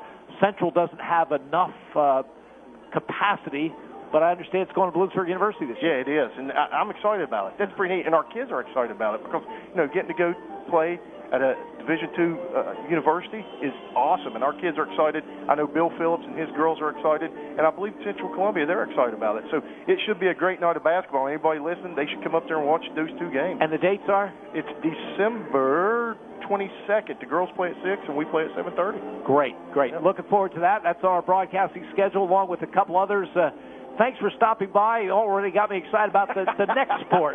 So. Yeah, we're excited. I appreciate you guys letting me be on here, and you know, we love Berwick. Berwick basketball is a good thing for us. Best of luck. Hey, thank you. We'll see you much. soon. Yes, sir. Thank you. Jason Kingery, boys basketball coach at Berwick. We're at halftime of the Bulldogs' final home regular season football game. 14-7 is the lead for Berwick over Lake Lehman. Stats from the opening half. Andy Ligney. Well, stats are disappointing when you look at them, Jim, if you're a Berwick fan. Berwick has just 85 yards, 47 on the ground, 38 in the air. And some of it is that Lake Lehman's been playing keep away. Lake Lehman, compared to Berwick's 85 total yards of offense, has 143 yards. They've balanced it with 73 yards on the ground, 70 in the air. The 70 in the air is a little bit deceptive because 64 came on one play. The trick play, the halfback option pass, but give them credit. Their running game has been so strong, Berwick had to overcommit on it. Critical down. They pitched the ball to Trey Berger like he's going to sweep, and they sold it well. He took about 3 steps parallel the line of scrimmage at a 4 or 5 yard depth, and then stopped and threw. And deep downfield was Nate Labar, who took it in for the 64-yard touchdown all by himself as Berwick went all out against the run, forgetting the potential for halfback option pass. Nate O'Donnell threw one incomplete and one complete. His completion was a 6-yarder to Nate Labar. So in all, Lake Lehman 2 of 3 in the passing game, no interceptions, and 70 yards. Most of it coming on the 64-yard touchdown halfback option pass. Their running game is what sets them aside. They have talent. Trey Borger, 7 carries for 36 yards. Speedster, physical. One guy can't bring him down, and he can take it all the way if he can break himself free. Matt Kurtz, even more powerful inside, 10 carries for 36 yards. As they give a little eye candy to the outside, he bursts inside with a nice game. Zach Kojanovic has chipped in with 6 yards on 5 carries. And then the quarterback, Nate O'Donnell, 5 carries for -5 yards. And one of the big plays, I mean, it's the separator on the scoreboard as we sit here at 14-7, was pressure on Nate O'Donnell and a passing down after a penalty. Put them into the passing down. Tried to roll right. He got turned back, avoided 3 different Berwick players, and in trying to escape, loses the football. He's held to the ground by Jimmy LeGrand, and Big Tom Monaco eventually scoops it up away from 2 or 3 other Berwick players. And Monaco takes it to 39 yards for the touchdown on the fumble recovery. And that's the difference in this ball game, that particular play. Otherwise, Lake Lehman has a commanding lead in total offense, 143 yards to Berwick's 85. Looking at Berwick specifically, 47 yards on the ground, just 38 yards in the air. The passing's been strange. Just seems like the team can't get into the right rhythm with the offense, which weapons to use and when. It's like you're indecisive which way to go, which type of game plan. Passing, Jared Marshman's been 3 of 10. Some passes a little too hard for the receivers to catch, some sailing over their heads, some defended well in the end zones. Berwick with 3 catches in 10 attempts, 38 yards. Damon Beckhorn has all of the catches, 3 catches, 4 of the 38, as they've used him as a weapon. Watch for Berwick to open it up to some of the other receivers, I think, in this half. Running game, just 11 rushes. Part of that is Lake Lehman playing keep away and forcing the 3-and-out punts. Evan Klinger's run well, 8 times for 36 yards. Owen Shoemaker, 2 for 4 down near the goal line. Damon Beckhorn on 1 jet sweep, 7 yards for him. With a limited number of carries, 11 for 47 yards. Limited number of pass completions, just 3 for 38. On a total of 21 plays, Berwick has 85 yards, and compare it to their opposition. Lake Lehman has 30 plays for 143 yards. I think Lake Lehman actually has the momentum, Jim. They've been playing very, very well. I'm impressed by the running game. Penalties have hurt them. A fumble has killed them. And yet they're still right in this game after Berwick jumped out to a 14-0 lead. They did not lose their composure. Very much in this game. 14-7 is the Berwick lead. For an update on other scores from tonight, let's go back to the studios, WHLM and Ben Willis. It won't be long before tax time rolls around, so remember to visit Michael Daddio CPA at ND Accounting and Consulting for your income tax needs. ND Accounting and Consulting handles both business and individual taxes, as well as offering a variety of accounting services, including payroll, auditing, and bookkeeping. For tax and accounting services, look for Michael Daddio CPA at ND Accounting and Consulting with 2 locations. 214 Pine Street in Berwick and 5929 Main Road in Sweet Valley. Berwick Bulldog football. Taking a look at the high school football scoreboard this evening at halftime. Southern Columbia leads Central Columbia 28-0. Lewisburg leads Bloomsburg 12-7. Danville leads Shamokin 14-6. Wyoming area leads Williamsport 28-21. Selinsgrove leads Mount Carmel 21-7. Hazleton leads Dallas 7-6. Coughlin and Pittston are tied at 7, and at halftime, Wyoming Valley West leads Crestwood 32-7. I'm Ben Willis for Classic Rock 103.5. Berwick, Bloomsburg, and Greater Hazleton 103.5. Getting ready for the start of the second half here at Crispin Field with the Bulldogs leading the Black Knights of Lake Lehman by a score of 14-7. And you go back to that first half, Berwick scored on an 11-yard drive after a punt return and on a return of a fumble. So those are the 14 points. So you could argue that Lake Lehman had the better of that half. Of course, statistically, you really can with those numbers you gave earlier. Yeah, offense versus defense is one story. But big plays, Berwick has to return people to set themselves up inside the red zone. But take it the other way, Berwick could have the bigger lead, too, if they were able to execute the field goal properly. Evan Klinger unable to kind of hold on to the snap that wasn't that bad. The automatic 3 points you expect out of Marshman ends up being a run toward the pylon, and Klinger just can't get in. We're set for the second half, Jimmy. Berwick will kick it off, and Lake Lehman will move from our right to our left. Bulldogs clinging to a 7-point lead as Marshman's kick will drive Borger back to the goal line. Up the middle to the 5, to the 10, to the 15, to the 20, to the 25, to the 30, and cut down at the 35-yard line. Nice return by Trey Borger to start this second half. Nice tackle by Alex Parks as well. Alex Parks has had a very good game so far. One of the featured players in the first half, making very significant tackles on people who are very hard to bring down. He's had to do some one-on-one hits on Borger, Kurtz. He's risen to the occasion, elevated his game in this one. Lake Lehman moving from our right to our left. 1st and 10 at their own 35-yard line. After a shift, Kurtz is the lone running back behind O'Donnell, who's under center. And O'Donnell rolls right to throw and fires long downfield. The pass is picked off by Tegan Wilk, and he's brought down the 43-yard line. Tegan Wilk, not fooled by the play action, gets into the secondary, comes up with his 6th interception of the season. That leads the Wyoming Valley Conference, and Berwick in business at their 43. A lot of deception in the backfield with the quarterback eventually holding after a number of fakes and rolling to the right. I thought his receiver was deeper than the deepest. Ball was a little underthrown, and Tegan Wilk, who probably would have had the make-up speed to get to it deeper, but doesn't have to use the make-up speed as the ball is underthrown. And Wilk comes up with his 6th interception of the season. 1st and 10. Bulldogs moving from our left to our right in this third quarter, leading 14-7. Jared Marshman out of the gun. Fakes handoff. Keeps the football himself, and he is rocked hard. Short of the line of scrimmage. Josh Sterling from his defensive end saw the quarterback keep it. We did not think we'd see that much of Marshman running this season. But apparently they want to add him as a weapon.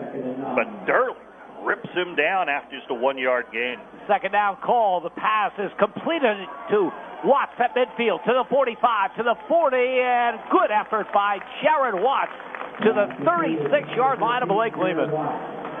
He's so dangerous in open field. I believe it's his 20th catch of the season. Yes, it is. Caught him in stride, took it up the middle. 20 yards on the reception by Watts. 1st and 10, Berwick at the Lake Lehman 36. Quick out to Beckhorn at the 35. Makes a move to the 30 and rocked out of bounds at about the 29-yard line. Watts is blocking for him downfield. Did some nice stock blocking. Simple swing pass out here to Beckhorn on the near side. Easy toss. Catches it, runs well after the catch as expected. 7 yards on the reception. Berwick quickly to the line of scrimmage from the 29-yard line. Evan Klinger gets the call. He is hit hard. Gets a yard, maybe 2 on the play. The 3rd down and short coming for the Bulldogs. Stopped up at the line of scrimmage, and then Frank Coots able to come up and put the shoulder to him and rock him back. Keeps him short of the 1st down. 3rd down and 2 as Klinger comes out of there. Owen Shoemaker will be the tailback behind Joey Lynn. And Marshman awaits the snap. Gives the ball to Shoemaker. Big hole inside the 20, inside the 15, inside the 10, down to the 6-yard line. Set a man in motion, got some attention, gave up the gut to Owen Shoemaker, and a big gain and 1st and goal for Berwick. Chase Struthers has had a strong game defensively. This time he puts on a big block. A big wall on the inside. The Shoemaker kind of cuts against the grain a little bit right at the line of scrimmage over the center. 20 yards on the carry. 1st and goal from the 8. Shoemaker the call again. Owen Shoemaker is hit and dropped. And the ball, is it loose? The play kept going. No, it's not loose, but he will get to about the 6-yard line. Off the left side, fighting for the yardage.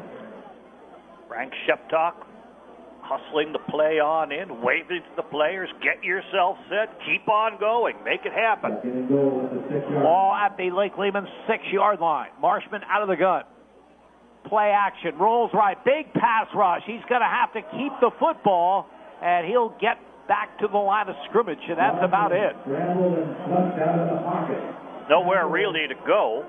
He danced quite a bit, though, for a guy who's coming off of that injury. Moved straight up, then had to move to the left, worked around the blocker, eventually committed himself straight ahead. Loss of 2, back to the 8-yard line. 3rd down and goal.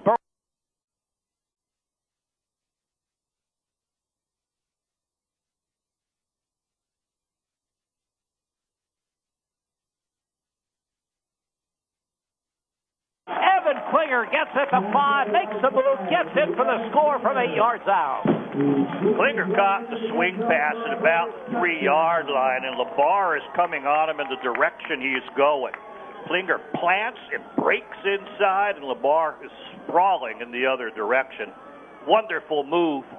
Great play, nice touch on the pass. Catch and run afterwards, get the score. 57-yard scoring drive following the interception by Tegan Wilk. Berwick extends the lead, and Ken Marshman will try to add a point to that lead. Craig snap is high, and Klinger's forced to, no, he downed it. He downed himself. So again, a problem with the snap. This time it was definitely a bad snap. The extra point attempt fails. Time out of the field, 9:01 to go in the third. Berwick 20, Lake Lehman 7. You're listening to Bulldogs football on Classic Rock 103.5. Safelite Repair, Safelite Replace. Ryan, technician with Safelite Auto Glass. So you think all auto glass companies are the same? Well, they're not. With Safelite, you get more. Every windshield we replace is backed by a national lifetime guarantee, keeping you covered wherever you are. Plus, Safelite has more glass in stock than anyone, so we can get to you faster. Just tell your insurance company you want Safelite, or call us at 1-800-800-2727, or go to safelite.com. When the music stops, that's football. This is Berwick football coach Frank Sheptalk. You're listening to Bulldogs football on Classic Rock 103.5. Berwick, Bloomsburg, and Greater Hazelton 103.5. 9:01 remaining in the third quarter. Berwick extends their lead to 20-7. Ken Marshman will kick it off. A 57-yard, 8-play scoring drive after the 6th interception of the season by Tegan Wilk. And Marshman's kick is very, very high, and Borger back at the 2-yard line. To the 5, to the 10, to the 15. To the 20, and hit and dropped at about the 22-yard line. Number of people converging. Yes, it was very nice coverage. Alejandro Lopez among the people getting on down there. Jacob Seeley, another. Penned him in, really gave him no lane. Boy, getting back to that first play of the second half for Lake Lehman, Andy, they had so much success on the ground. And they go to the pass, and it gets picked off and leads to a Berwick touchdown and a 20-7 deficit. But I think if he had a little more oomph on it, Jim, it may have been completed for the touchdown. I think they still had steps on the secondary, but the ball underthrown leads to the interception. 1st and 10 for the Black Knights at their own 23-yard line. Black Knights wearing the white jerseys, the white pants, white helmets, black numerals, and trim. O'Donnell under center. Borger comes in motion, and flags and whistles blow dead. Does have movement against Lake Lehman. Little yellow on those sleeves as well. Nice-looking uniforms. Of course, Berwick always sharp. Bulldogs tonight in their blue jerseys, white helmets, white pants, white numerals, and trim. The 1st and 15 for Lake Lehman, back in their 18-yard line. Not the situation a running team wants, especially against a great run defense. Penalties can be drive killers. 1st down, you still have some time to make it up. Derling shifts to a tight end position on the right. Borger comes in motion to the right. The handoff is to Kurtz, the fullback. He is stood up as he gets to about the 20-yard line. Picks up about 2. Joe Lynn crashing through the B gap on the left side of the defense. Beats him behind the center, wraps him at the knees, and brings him down well. 2 yards for Matt Kurtz. 2nd down and 13. Lake Lehman at their own 20-yard line. Good linebacker play, and you always do get that out of Joe Lynn. Physical player on the inside. Lynn comes in with 50 tackles on the season. 3rd on the team in that category. Here's the 2nd and long. It's a toss sweep right side to Trey Borger. He has some running room, gets out over the 25 to the 26-yard line. Tegan Wilk crashing into him with some authority. Still gets 5 or 6 yards on that, but 3rd and long still being set up because of the opening penalty. 3rd and 7. Lake Lehman at their own 26-yard line. Berwick with a 20-7 advantage. Bulldogs can clinch the top seed in District 2 Quad A with a win. Wins it won't come easy. Quality opponent here with an excellent running game. 3rd down and 7 for the Black Knights. The call goes to Borger, and he's wrapped up by Tom Monaco. Monaco making a big play right about the line of scrimmage, and the punt team will come on. Yes, he did. He he shoved his blocker off to the right, to the outside, came inside pretty much untouched then, and met Borger in the backfield. Borger's very deep, nowhere to go on the straight-ahead play except into Monaco's arms. They give him a yard to the 27, fourth down. Evan Klinger, who had the 44-yard punt return earlier to set up a Berwick score, is back along with Tegan Wilk as Ian Evans awaits the snap of Charles Henry. And the kick is blocked. The kick is blocked.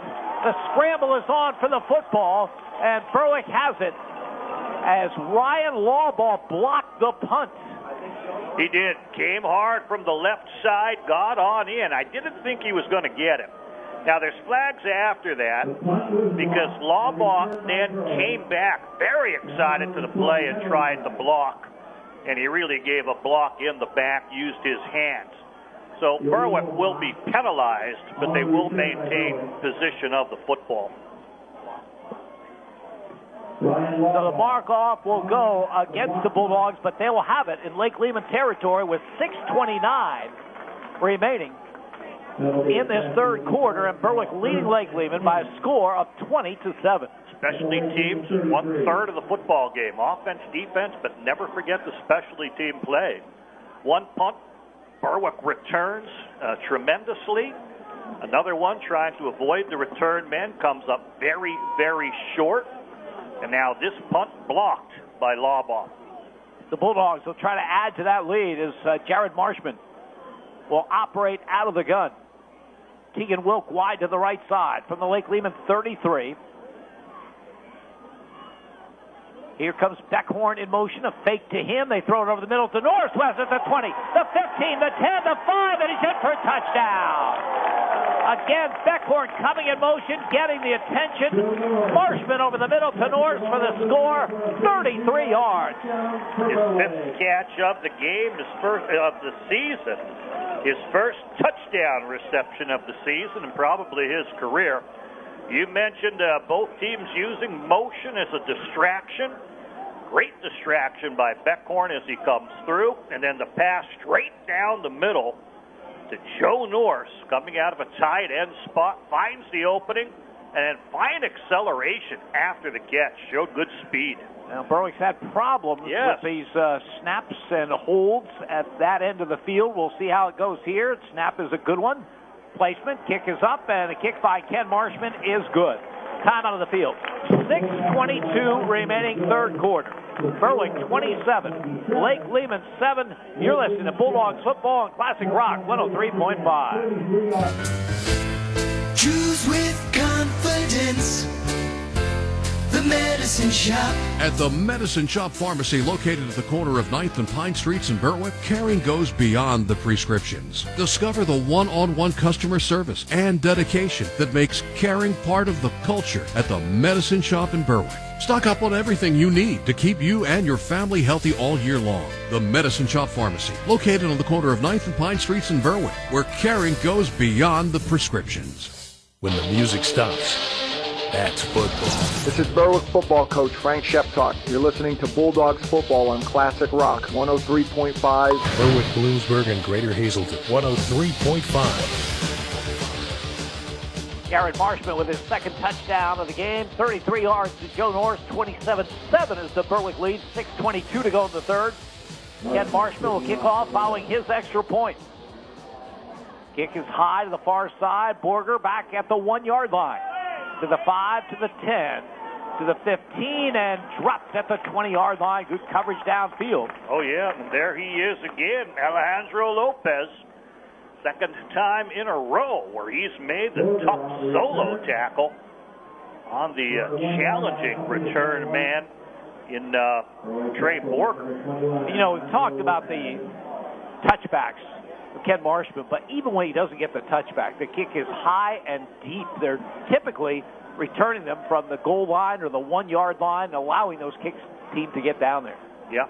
Yeah, and you know, the chance on the return, you're not going to commit a penalty if you're Berwick kicking off, but there's a real good chance there's going to be a hold or a push or a clip somewhere by the return team. No, putting on the 20-yard line, better than a touchback, right? 6:15. Well, in high school. In high school? Would be the 20. Okay. Man in motion. Borger, left to right. Kurtz gets the call, goes up high, hurdles a couple of tacklers, gets out to the 27-yard line. Today, when he puts that 235-pound body up in the air, it's a little frightening for the opposition. Picks up 6, 2nd and 4. Chase Struthers has been very, very visible in his play. They ran in his direction, and he caught that man kind of going high and airborne at the end. Couldn't quite prevent the travel, but he's been very involved, mixing it up with the defensive line. 2nd down and 4. Lake Lehman at their own 27-yard line. Trey Borger is wide to the left side. He comes in motion. He takes the handoff, tries that right side, and gets maybe a yard on the play. Berwick defends it very well. Yes, they do. Looking at the people on in there, Evan Klinger is there. Noah Craig, linebacker, is in there. Not allowing them their best play, which is Borger and these sweeping actions. 3rd down and 3. Black Knights at their 28-yard line. Clock winding down to 5 minutes to go in this 3rd quarter. Berwick with the lead, 27-7. Borger now in a slot to the right. Offset eye behind Neil O'Donnell's back to throw, and he fires to the sideline. He has a completion for a 1st down up to the 31. Nate LeBar, he's had all the catches so far in this game. Matched up on Lawbaugh, who was with him tight, but you really can't defend that stop pattern. Run him off at the chain by a yard, come on, turn back, and the ball's delivered well. So nice execution there by LeBar. And nice throw by Nate O'Donnell. 4 yards on the completion, 1st and 10. Lake Lehman, their 32-yard line. Black Knights coming into this game with a 5-game winning streak, 6-2, their season's record. Kurtz, the lone running back. Here comes Borger in motion. Kurtz gets the call up the gut, and he'll get to about the 35-yard line, pick up of 3. He's 2nd down and 7. Noah Craig from his linebacker position coming up again, tightening all the seams, forcing him to run at those linebackers. But boy, that Matt Kurtz, he can make the yardage on 1st downs, 4 yards, and it didn't seem like he was getting that much. 4:24 remaining in the 3rd. Lake Lehman, 2nd down and 4. They have it at their 36-yard line. Their own running game, though, eats up a lot of clock, and when they're behind, that's not good. Call goes to Kurtz again. Matt Kurtz up the gut, gets to the 40, maybe the 41-yard line. He'll come up a couple of yards short of the 1st down. He will. Berwick not wanting to give any, but getting a lot of people to the ball to make the tackles. They're playing a bit of a base reading defense, sometimes shooting some of the gaps, but shoot the gap and read from there rather than penetrate. That way people can get to the football no matter which of these dangerous runners has it. 3rd down and 1. Lake Lehman at their 41. Ben Peck is checked into that defensive front for the Bulldogs, replacing Eric Montez. Number 1 rushing team in the Wyoming Valley Conference, Lake Lehman, against the number 1 rushing defense in Berwick. Borger in motion. Quarterback keeper by O'Donnell. 2nd effort, I think, got it. Berwick got good penetration. J.J. Snyder was right on him, but he kind of bounced away and got off to the left and does move the sticks. 1st and 10 at the 43. Yeah, J.J. Snyder's off the nose in this game, and in that situation, able to shoot the gap, had the quarterback by the ankles. But enough of a seam to the left of the quarterback for him to sort of fall forward and get that surge. 1st and 10. Black Knights of Lake Lehman at their own 43-yard line. LeBar wide to the right side. Borger comes in motion to the right, takes the handoff, lowers the shoulder, and gets just a couple. Up to the 45 is Eric Montez, and Chase Struther will check in for Berwick for this 2nd down play. Damon Beckhorn there at the point of attack, gets in low, helps hold that to a 3-yard gain. But, you know, you got to eventually get some negative plays in there, but it's hard to do without taking the risks. I think protecting a 27-7 lead against a running team, if they can take this 4 or 5 yards every play all the way down, they just won't have enough clock to be able to do it. Second down call. Borger in motion right to left. O'Donnell back to throw. Fires one-handed attempt at midfield. They're saying incomplete. Chipped by a lineman as well, Jim. I'm not sure which person was on that left side for that play, but a hand got out there and threw it off its immediate route. Third down and 7. Lake Lehman at their 46-yard line. 1:59 remaining in the third. Berwick leading by a score of 27-7. Situation here where they're going to be thrown out of their comfort zone. Don't think they can rely on the run to get this. Zane Robbins is in as a blocking back to the right. Call goes straight up the middle to Kojanovich, and he gets into Berwick territory close to the first down yardage. Quick hitter to the sophomore Zach Kojanovich. Keegan Wilk eventually coming up from the secondary, and they do get the change yet again, Jim. Seems every time it's close, this team manages to have it by the length of a football. Nice run by Kojanovich as he bursts the middle in a passing situation. Lake Lehman at the Berwick 47-yard line. But again, this attack using an awful lot of clock. Just 1:38 remaining in the third. Robbins now is the lone running back behind McDonald, but Borger gets the call off the right side. Trey Borger, good second effort, gets all the way to the Berwick 40-yard line. He's tough. Berwick has contained, but he immediately plants, heads north-south, and he'll just drag people. Ben Peck eventually wrapping the ankles and holding on to him.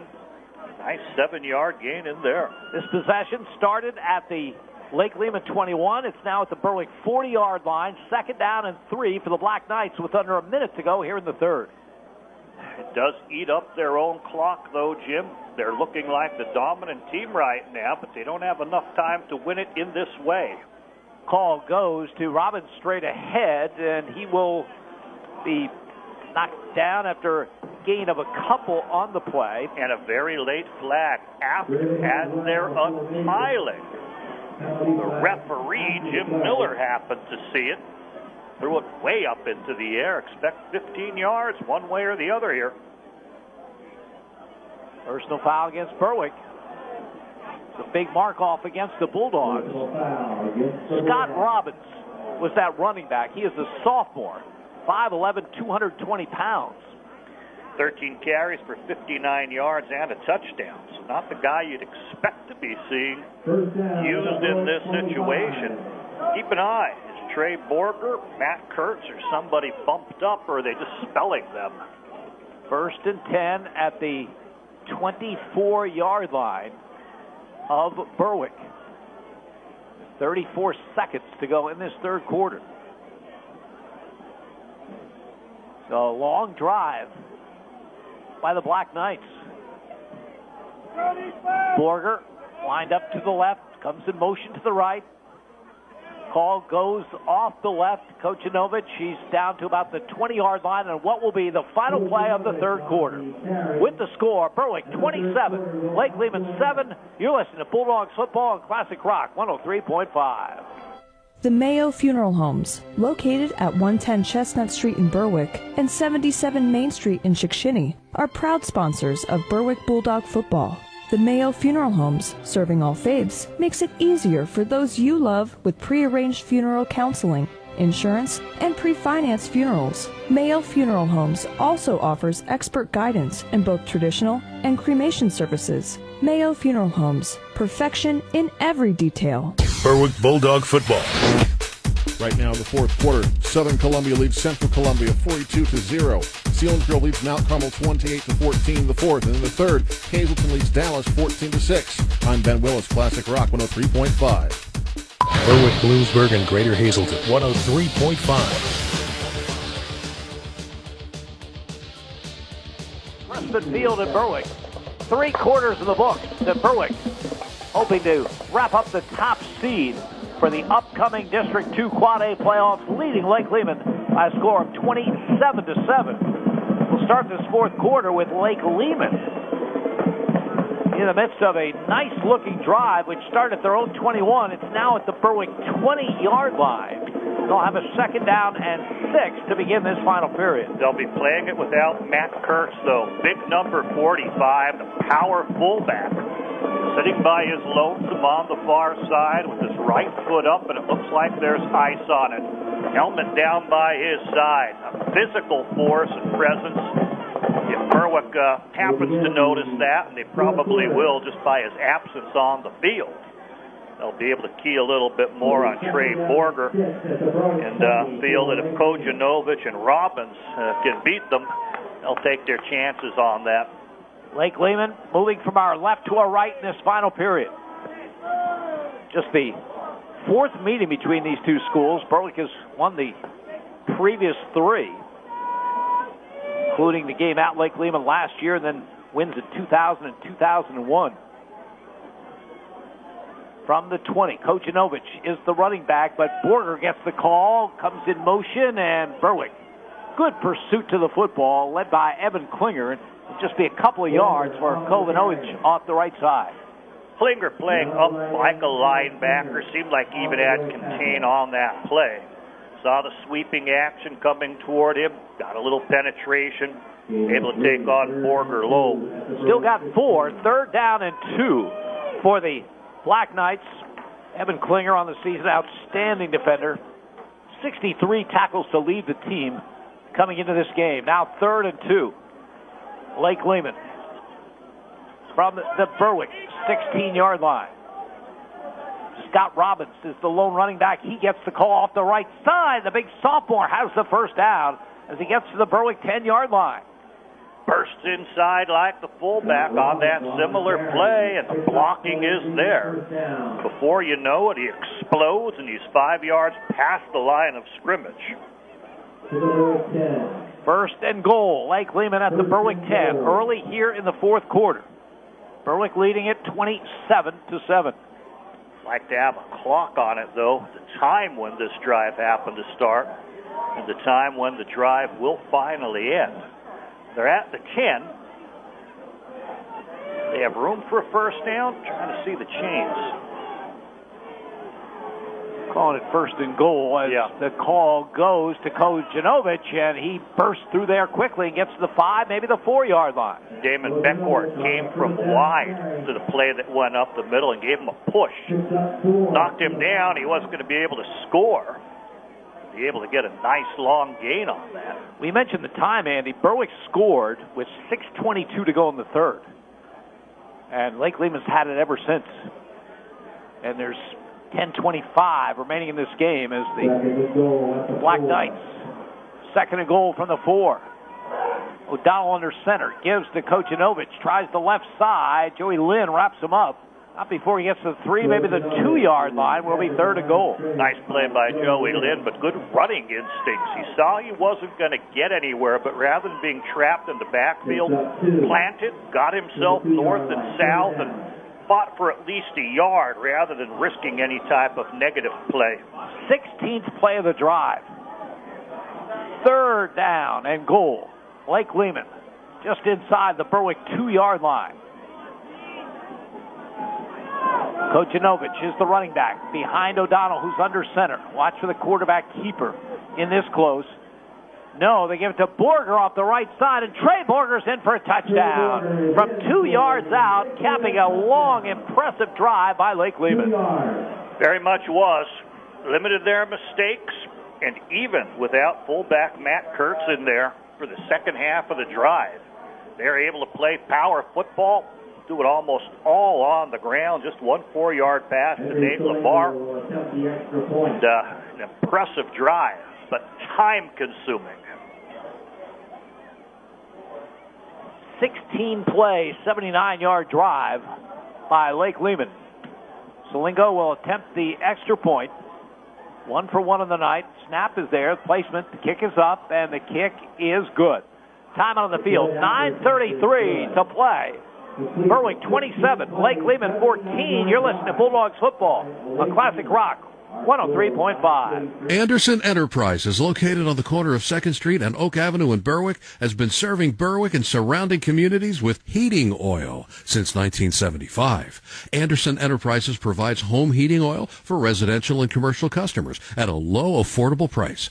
Anderson Enterprises, located on the corner of 2nd and Oak Street in Berwick. Call 570-752-3291. And keep warm this winter with Anderson Enterprises, proud to support the Berwick Bulldogs. And don't forget, they have dry ice as well. When the music stops, that's football. This is Berwick football coach Frank Sheptalk. You're listening to Bulldogs football on Classic Rock 103.5. Berwick, Bloomsburg, and Greater Hazelton 103.5. 16-play drive that used up almost 8 minutes of scoreboard clock. Lake Lehman has cut Berwick's lead to 27-14. And now they'll kick off. And really, not bad time for the onside kick. It's a perfect time for it, and there it is, and it swivels along the turf, and the scramble is on. It was a great attempt, and the officials have not indicated yet, and Lake Lehman thinks they have the football, and they do. They pull it off. Perfectly executed onside kick. Jared Cummings coming up with that football. Berwick had to be somewhat aware. Jim, you were, I was, some of the coaches should have been yelling. There's a stoppage, from the scoring play. This team needs possession and needs scores and has to have the ball to do it because it's going to take them a while.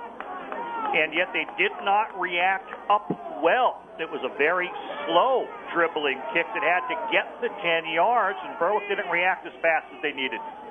O'Donnell under center. Gives to Borger, tries to sweep the left side, and will not get to the line of scrimmage. Berwick strings it out very, very well. There's penetration by one of the big defensive tackles, and that pushed him backward. He doesn't even get back to the line of scrimmage as they mop up and watch him lose a yard. I didn't see who made the tackle, but it was Tom Monaco who made that penetration that forced it outside. Clock running, 9 minutes to go in the game. Berwick leading 27-14, but Lake Lehman with the football at midfield. Berwick kept this team under control. No big plays. The call goes to Kojanovich up the middle, and he gets to the Berwick 46-yard line. Picks about 4 in the play. It'll be 3rd down and 8. They've been able to drive with the 5, 6, 7 yards, at a time. But they haven't had the 20 and 30 yarders, but they have the type of speed that if you make a mistake, they can take it all the way. So Berwick does have to be careful in that regard. I think this team that's willing to go with the onside kick this early, Jim, is also a team that's going to go for it on 4th down, depending on, the yardage they get on this play. 3rd and 8 from the Berwick 46. O'Donnell under center. Gives the ball to Kojanovich off the left side, and Berwick meets him. The ball comes loose after the play. They're saying it was down, but he was met at the 45-yard line. So he gained just a yard on the play, and here is that 4th down call that Andy was referring to. Chase Struthers again in the middle of things with Evan Klinger. After the play, Berwick's been stripping at the ball. The runner had been ruled down. 4th and 7, Lake Lehman at the Berwick 45. Last chance for the Black Knights. 7.5 minutes to go. They trail Berwick 27-14. Most teams, it's a passing call, but this is not most teams. They can gash you. O'Donnell has the snap, back to throw. Rolling left, flag down on the play, throws it out of bounds. J.J. Snyder in pursuit of the quarterback. Boy, rolling to that side makes it a very, very difficult throw. It's going to be a screen pass to the left, though, Jim. Tom Monaco saw the man going out and may have grabbed him. He was all over his back, and the quarterback could not throw it. That's where the flag was thrown, and I probably would have thrown one as well. Monaco reads screen very well, but it's going to be a defensive holding call. Berwick fans didn't see it. It's on the far side. From my perch up here with the binoculars, I saw it pretty clearly, and I certainly can't argue it. 10-yard penalty. The holding call against Berwick. 1st and 10, Lake Lehman. So the Black Knights still alive with 7:15 to go. And Berwick leading at 27-14. Yeah, and the awkward points, Jim. not capitalizing on the PATs and field goal opportunities. Make this where you get a score here, another touchdown and points could beat you. Berwick wants to stall this drive right here, right now. Yeah, Lake Lehman needs points on this possession. Not any points. They need a touchdown. Yep. They have it at the Berwick 35-yard line with a first down. Trey Borger wide to the left. Comes in motion. The handoff goes straight ahead to Robinson. He is brought down. Lost in the play. J.J. Snyder from his nose guard position. Boy, he's had an outstanding year. He has. Good night tonight. Impact play there.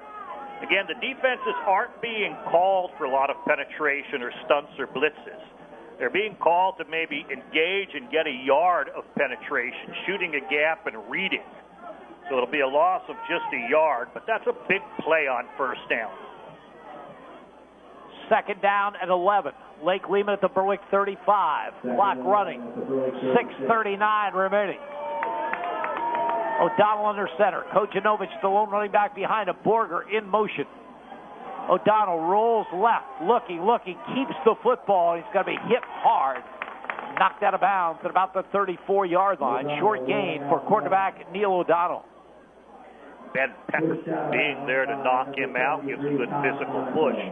Again, we have to reiterate, Lake Lehman was very, very effective when they had the running of Matt Kurtz at fullback. They lost him mid-series, still was able to effectively keep their running game going, but he's a dramatic loss to this team. Third down and 10 for Lake Lehman at the 35-yard line. Officials timeout. Yeah, fans don't like it. Kojanovich tying his shoe. I think the fans feel he's doing that to stop the clock and gain some advantage. 6:26 is what remains. This play taking a lot of time without a timeout. Yeah, the stoppage to tie the shoe gives them more time to think of what type of play they want to go. And with that thinking time, do they go to the back of the playbook? High snap. O'Donnell pulls it in. He's going to be forced to keep the football. He's looking for some running room, and he gets to about the 33-yard line. Picks up just a couple on the play. It's got to bring up fourth down. Joe Lynn, I think, knocked him down with a forearm, crushing blow.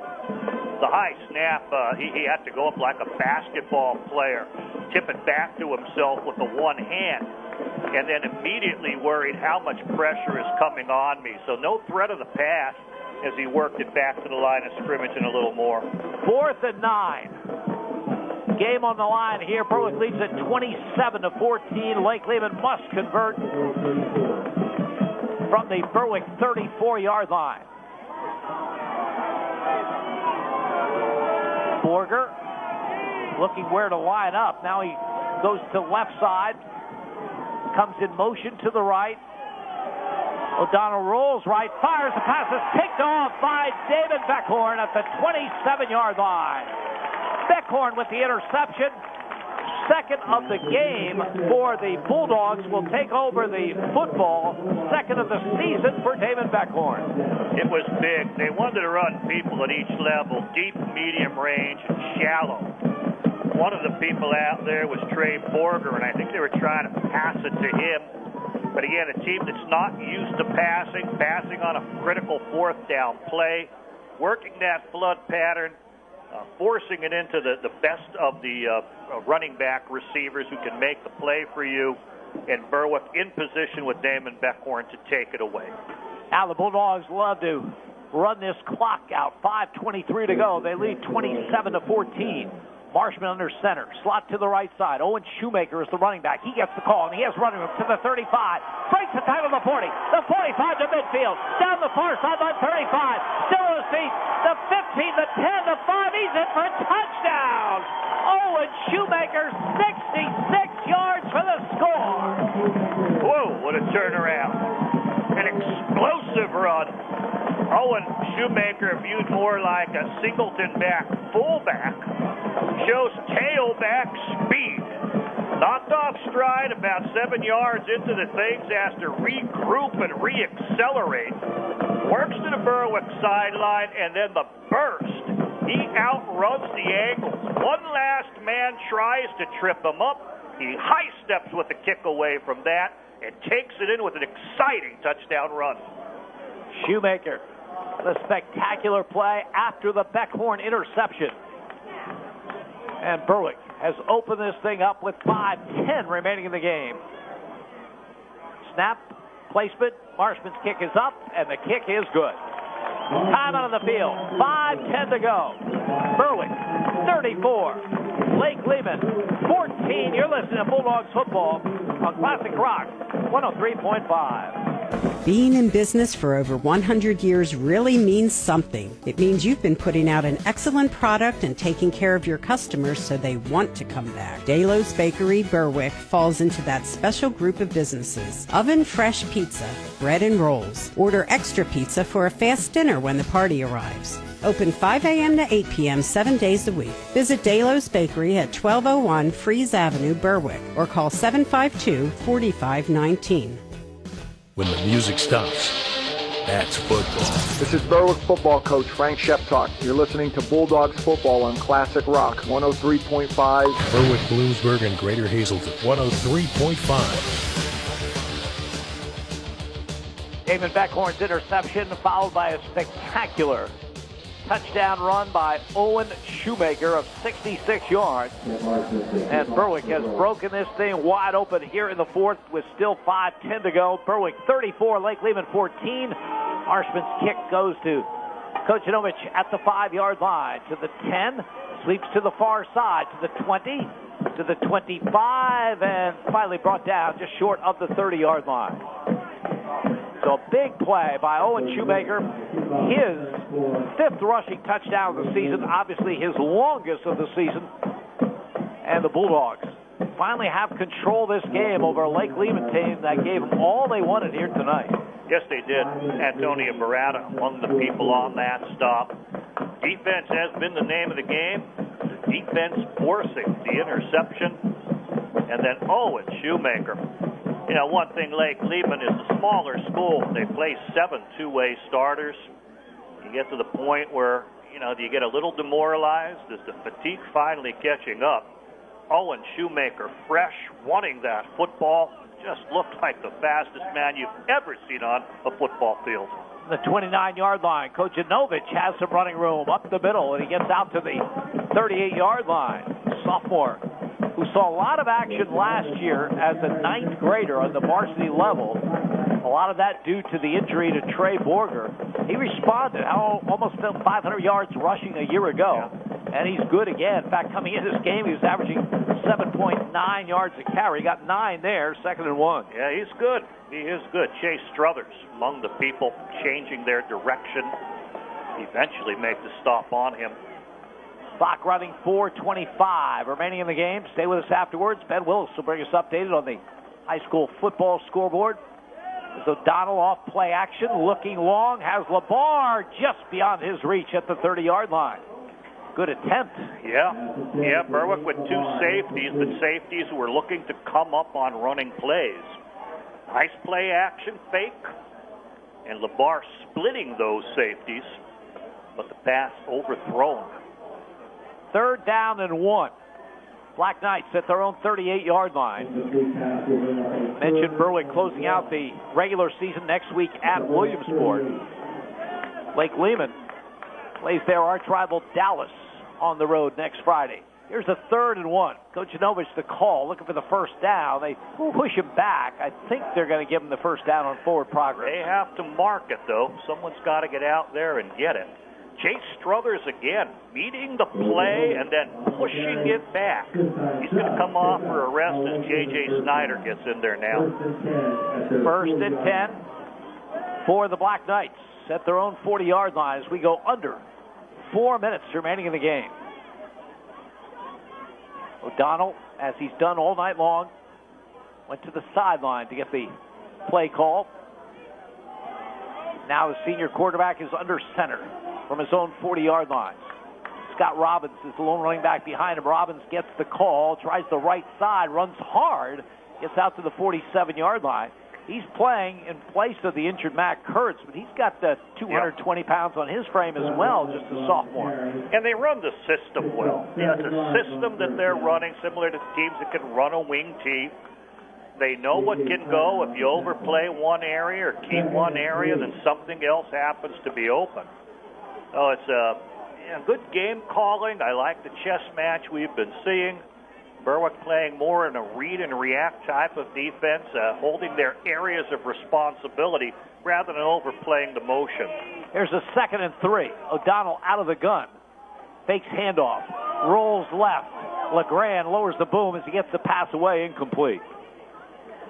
He had time back there, so his line giving him protection as Berwick again playing it with deliberation, knowing this team needs to get chunks of yardage. Nice coverage in the secondary. You can call that a coverage sack or coverage forcing him to throw it away. And Peck checks in for Tom Monaco on the defensive front for the Bulldogs on this 3rd down and 3. Lake Lehman at their own 47-yard line. 2:57 remaining in the game. Kojanovic deep in the backfield is the lone running back. Borger comes in motion. Kojanovic gets the call. Tries to sweep the left side. Berwick's all over it. He'll be brought down short of the sticks. J.J. Snyder among the people in on the play. Berwick getting the feel. They're getting their one step now through the gaps, reading very quickly plays that they've been seeing throughout the course of the evening, reacting a little bit more instinctively to it. Big change of personnel, Jim. Do you think we're going to see a punt? Berwick's going deep. I think we are. Yeah. So Lake Lehman won't force the issue. Could fake it. They'll punt it away. Ian Evans. If he fakes it, he's got to get 270 pounds in motion as Lake Lehman will use the timeout. We'll keep it right here with 2:13 to go. Berwick's going to improve to 8-1. They are going to wrap up the number 1 seed with this victory for the District 2 Quad A playoffs, which will begin 2 weeks from tonight. And the Bulldogs now know that opening game will be here at Crispin Field. In all likelihood, the opponent will be either Wyoming area or Pittston. And how about Wyoming area tonight? At the end of the 3rd quarter, they're leading Williamsport 42-28. You know, they are a well-coached football team. They are tough. They are. Just tough. I mean, Berwick really fortunate to win that game at Wyoming area this year. And even though they have a losing record overall, giving a Williamsport team that put 55 points on Coughlin last Saturday, all they won tonight, in fact, leading the Millionaires 42-28. Wonder if by them winning, they'd step up to the 7th seed rather than the 8th, and they'd avoid Berwick. That could very well be as the toss sweep left side of Kojanovic, and he's brought down for a loss behind the line of scrimmage. Great play by Evan Klinger. And that was a 4th down play as they switched strategies, went to a play. Klinger would have none of it, and the Bulldogs will take over the football with 2:09 to go in the game. Isn't he a terrific defensive player? He's amazing. Offensive, defensive, returners. He'll hold for you. Need a punter, coach? Hey, I'll give it a shot. What the heck? Why not? I haven't done it in a year, but I'll come in and do it. A coach's dream. Just the ultimate high school football player. Evan Klinger. And now the Bulldogs put it play from the Lake Lehman 43-yard line as Marshman under center gives the ball off the left side. Shoemaker turns the corner, 30, 25, 20, 15, 10, 5, and gets in for the touchdown. Just a basic play. It goes 47 yards for another Berwick score. 47 plus the 90 you already have. Give them 137 on the game. 2 runs ago, he was at 24 yards and the 2 touchdowns in. He is no break from Evan Klinger against the Tire defense. He has the juices going. He's pumped up. He's excited to run. As you said, a vanilla play, Singleton back, diving the middle. But you always have your players play hard, and no one plays harder than Owen Shoemaker. Extra point attempt coming for Ken Marshman. This final score is going to make this game look easier than it was. Yeah. High snap. Klinger does a great job getting it down. The kick is up, and the kick is good. 1:57 to go in the game. Berwick 41, Lake Lehman 14. You're listening to Bulldogs football on Classic Rock 103.5. Harry's Sporting Goods, a staple in downtown Berwick, in business for over 125 years. Harry's Sporting Goods carries a wide variety of sneakers and cleats, now featuring Brooks running shoes. Harry specializes in sneakers and seasonal sporting goods, but also carries work boots and name brands including Nike and Under Armour. Harry's Sporting Goods, keeping the tradition alive while keeping up in the new era. Visit them on Facebook or on West Front Street in Berwick. Harry's Sporting Goods, hashtag you need new sneaks. Proud to support area sports teams. When the music stops, that's football. This is Berwick football coach Frank Sheptock. You're listening to Bulldogs football on Classic Rock 103.5. Berwick, Bloomsburg, and Greater Hazelton 103.5. 1:57 remaining in the football game. Owen Shoemaker has broken this open. 66-yard touchdown run with 5:10 to go to make it 34-14. Then moments ago, a 47-yard touchdown run.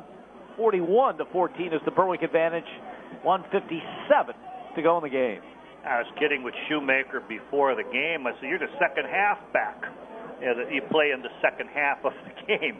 He had only 2 carries for 4 yards in the first half. He'll finish with 6 for 137. Kick by Marshman. Drives Kojanovich to the 6-yard line. To the 10.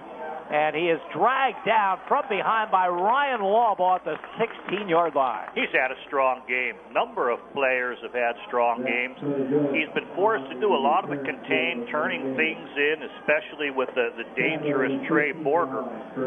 He often gets north-south and get a few yards, but he'd get more if he was able to keep on with this sweeping action. But Lawbaugh's done a wonderful job in controlling him with his contained duties. And now Frank Sheptock goes to his bench.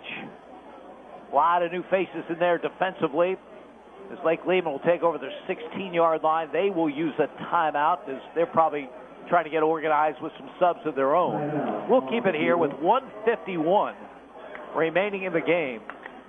Berwick has all fresh players in at this point, Jim. No one who's seen any action was out there among the defensive numbers that I had seen.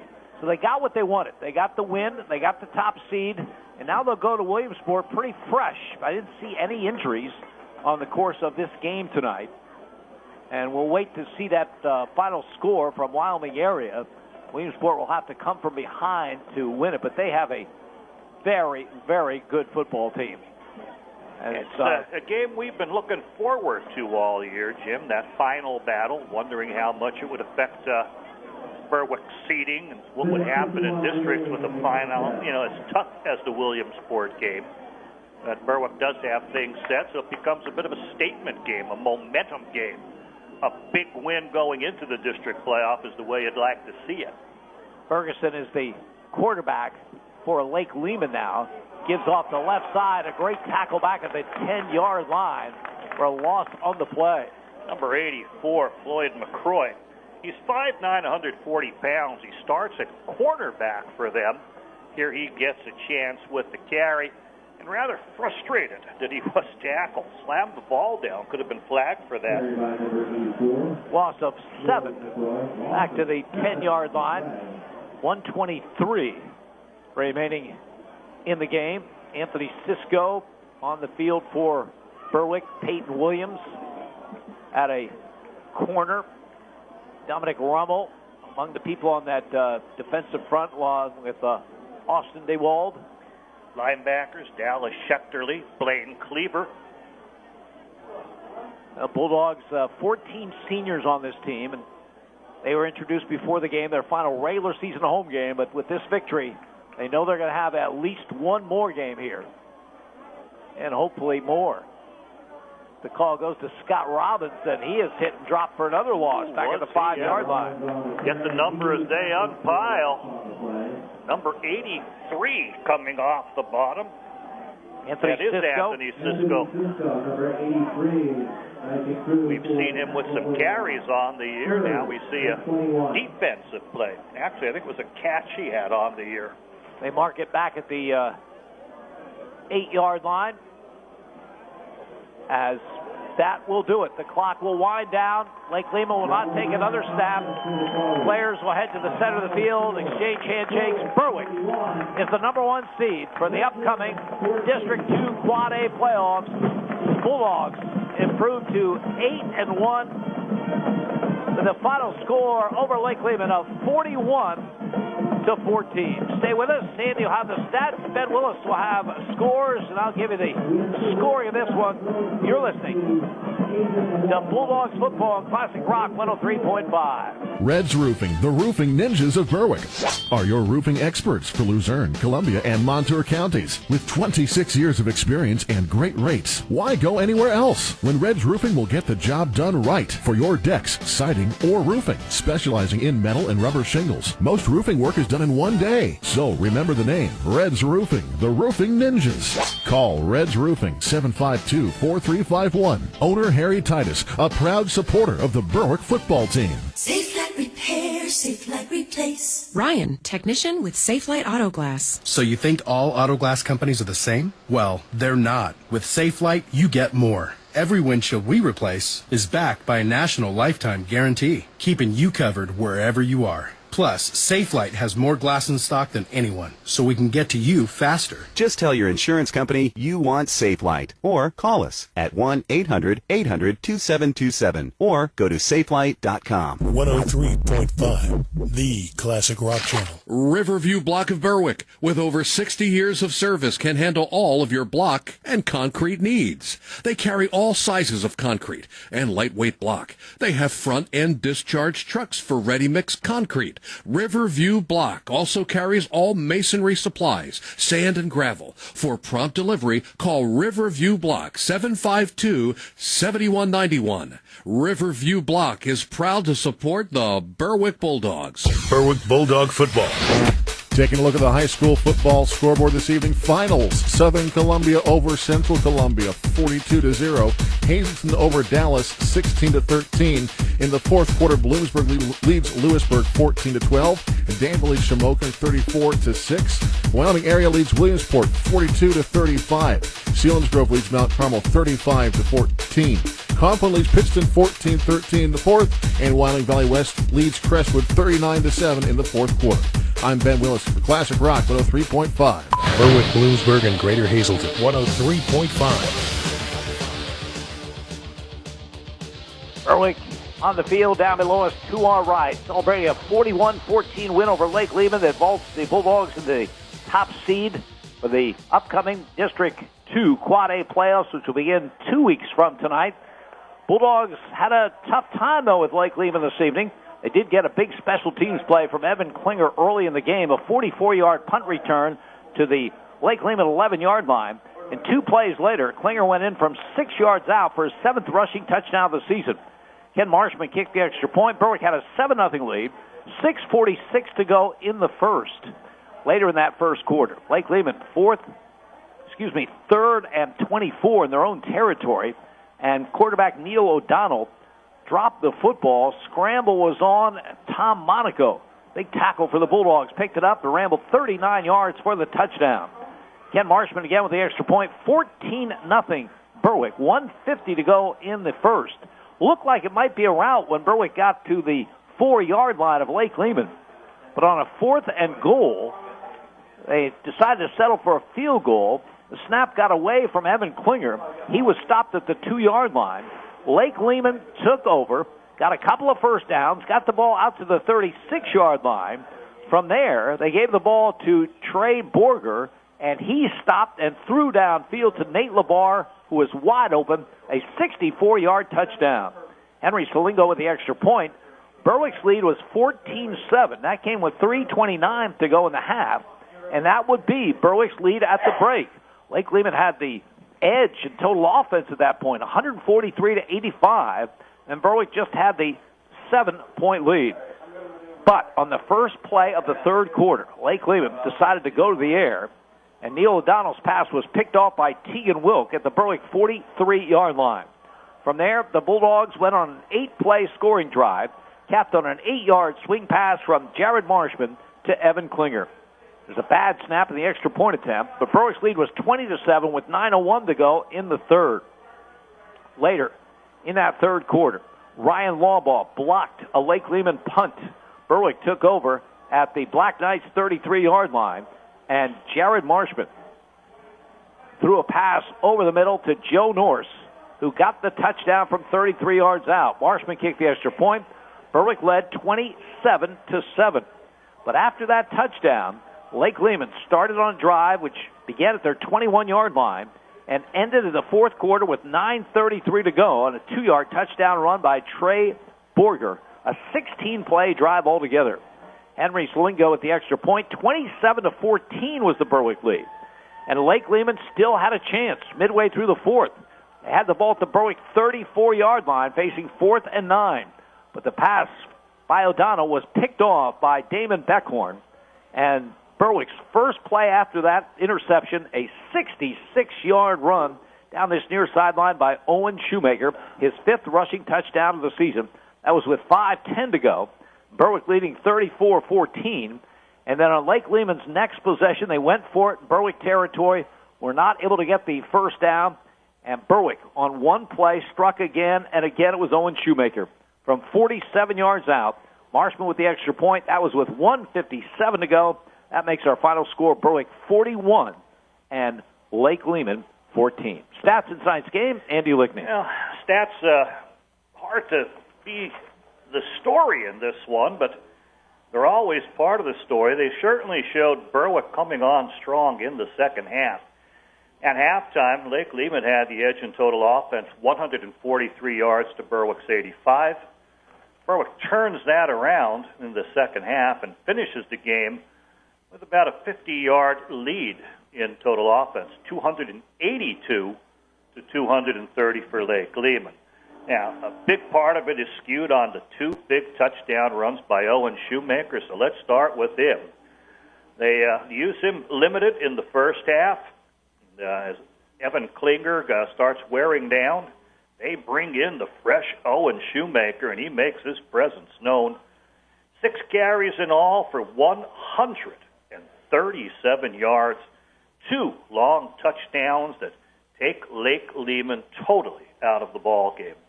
Evan Klinger had 9 carries for 36 yards, only 1 second-half carry. Damon Beckhorn had a 7-yard tote in the first half. And then Jared Marshman on 2 plays, minus 1 yard. In all, 18 rushes for Berwick, 179 yards on the ground. I have Jared Marshman throwing at 50%, 7 of 14. No interceptions, 103 yards on the game. Looking at his receivers, Damon Beckhorn was the main target, 4 catches for 45. Jared Watts took one for 20 yards. Nice catch and run by him. Great in open field. Joe Norse splits the safeties, releases from tight end on a little bit of a delay. 33-yard touchdown reception for Joe Norse. And Evan Klinger with a touchdown catch, 5 yards on a little flood pattern into the end zone. Great hands make that play.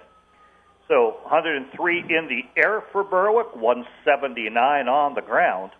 In all, 32 plays, 282 yards. Remember the 32 plays, though, and compare that to Lake Lehman. Lake Lehman doubles it. Their time of possession, the way they could keep their drives going.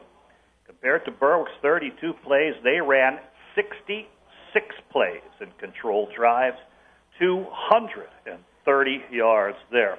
156 on the ground, 74 in the air. But in the air, the 74 were on 3 completions, and the big one, the 66-yarder, not thrown by the quarterback, but rather the halfback option pass thrown by Trey Borger.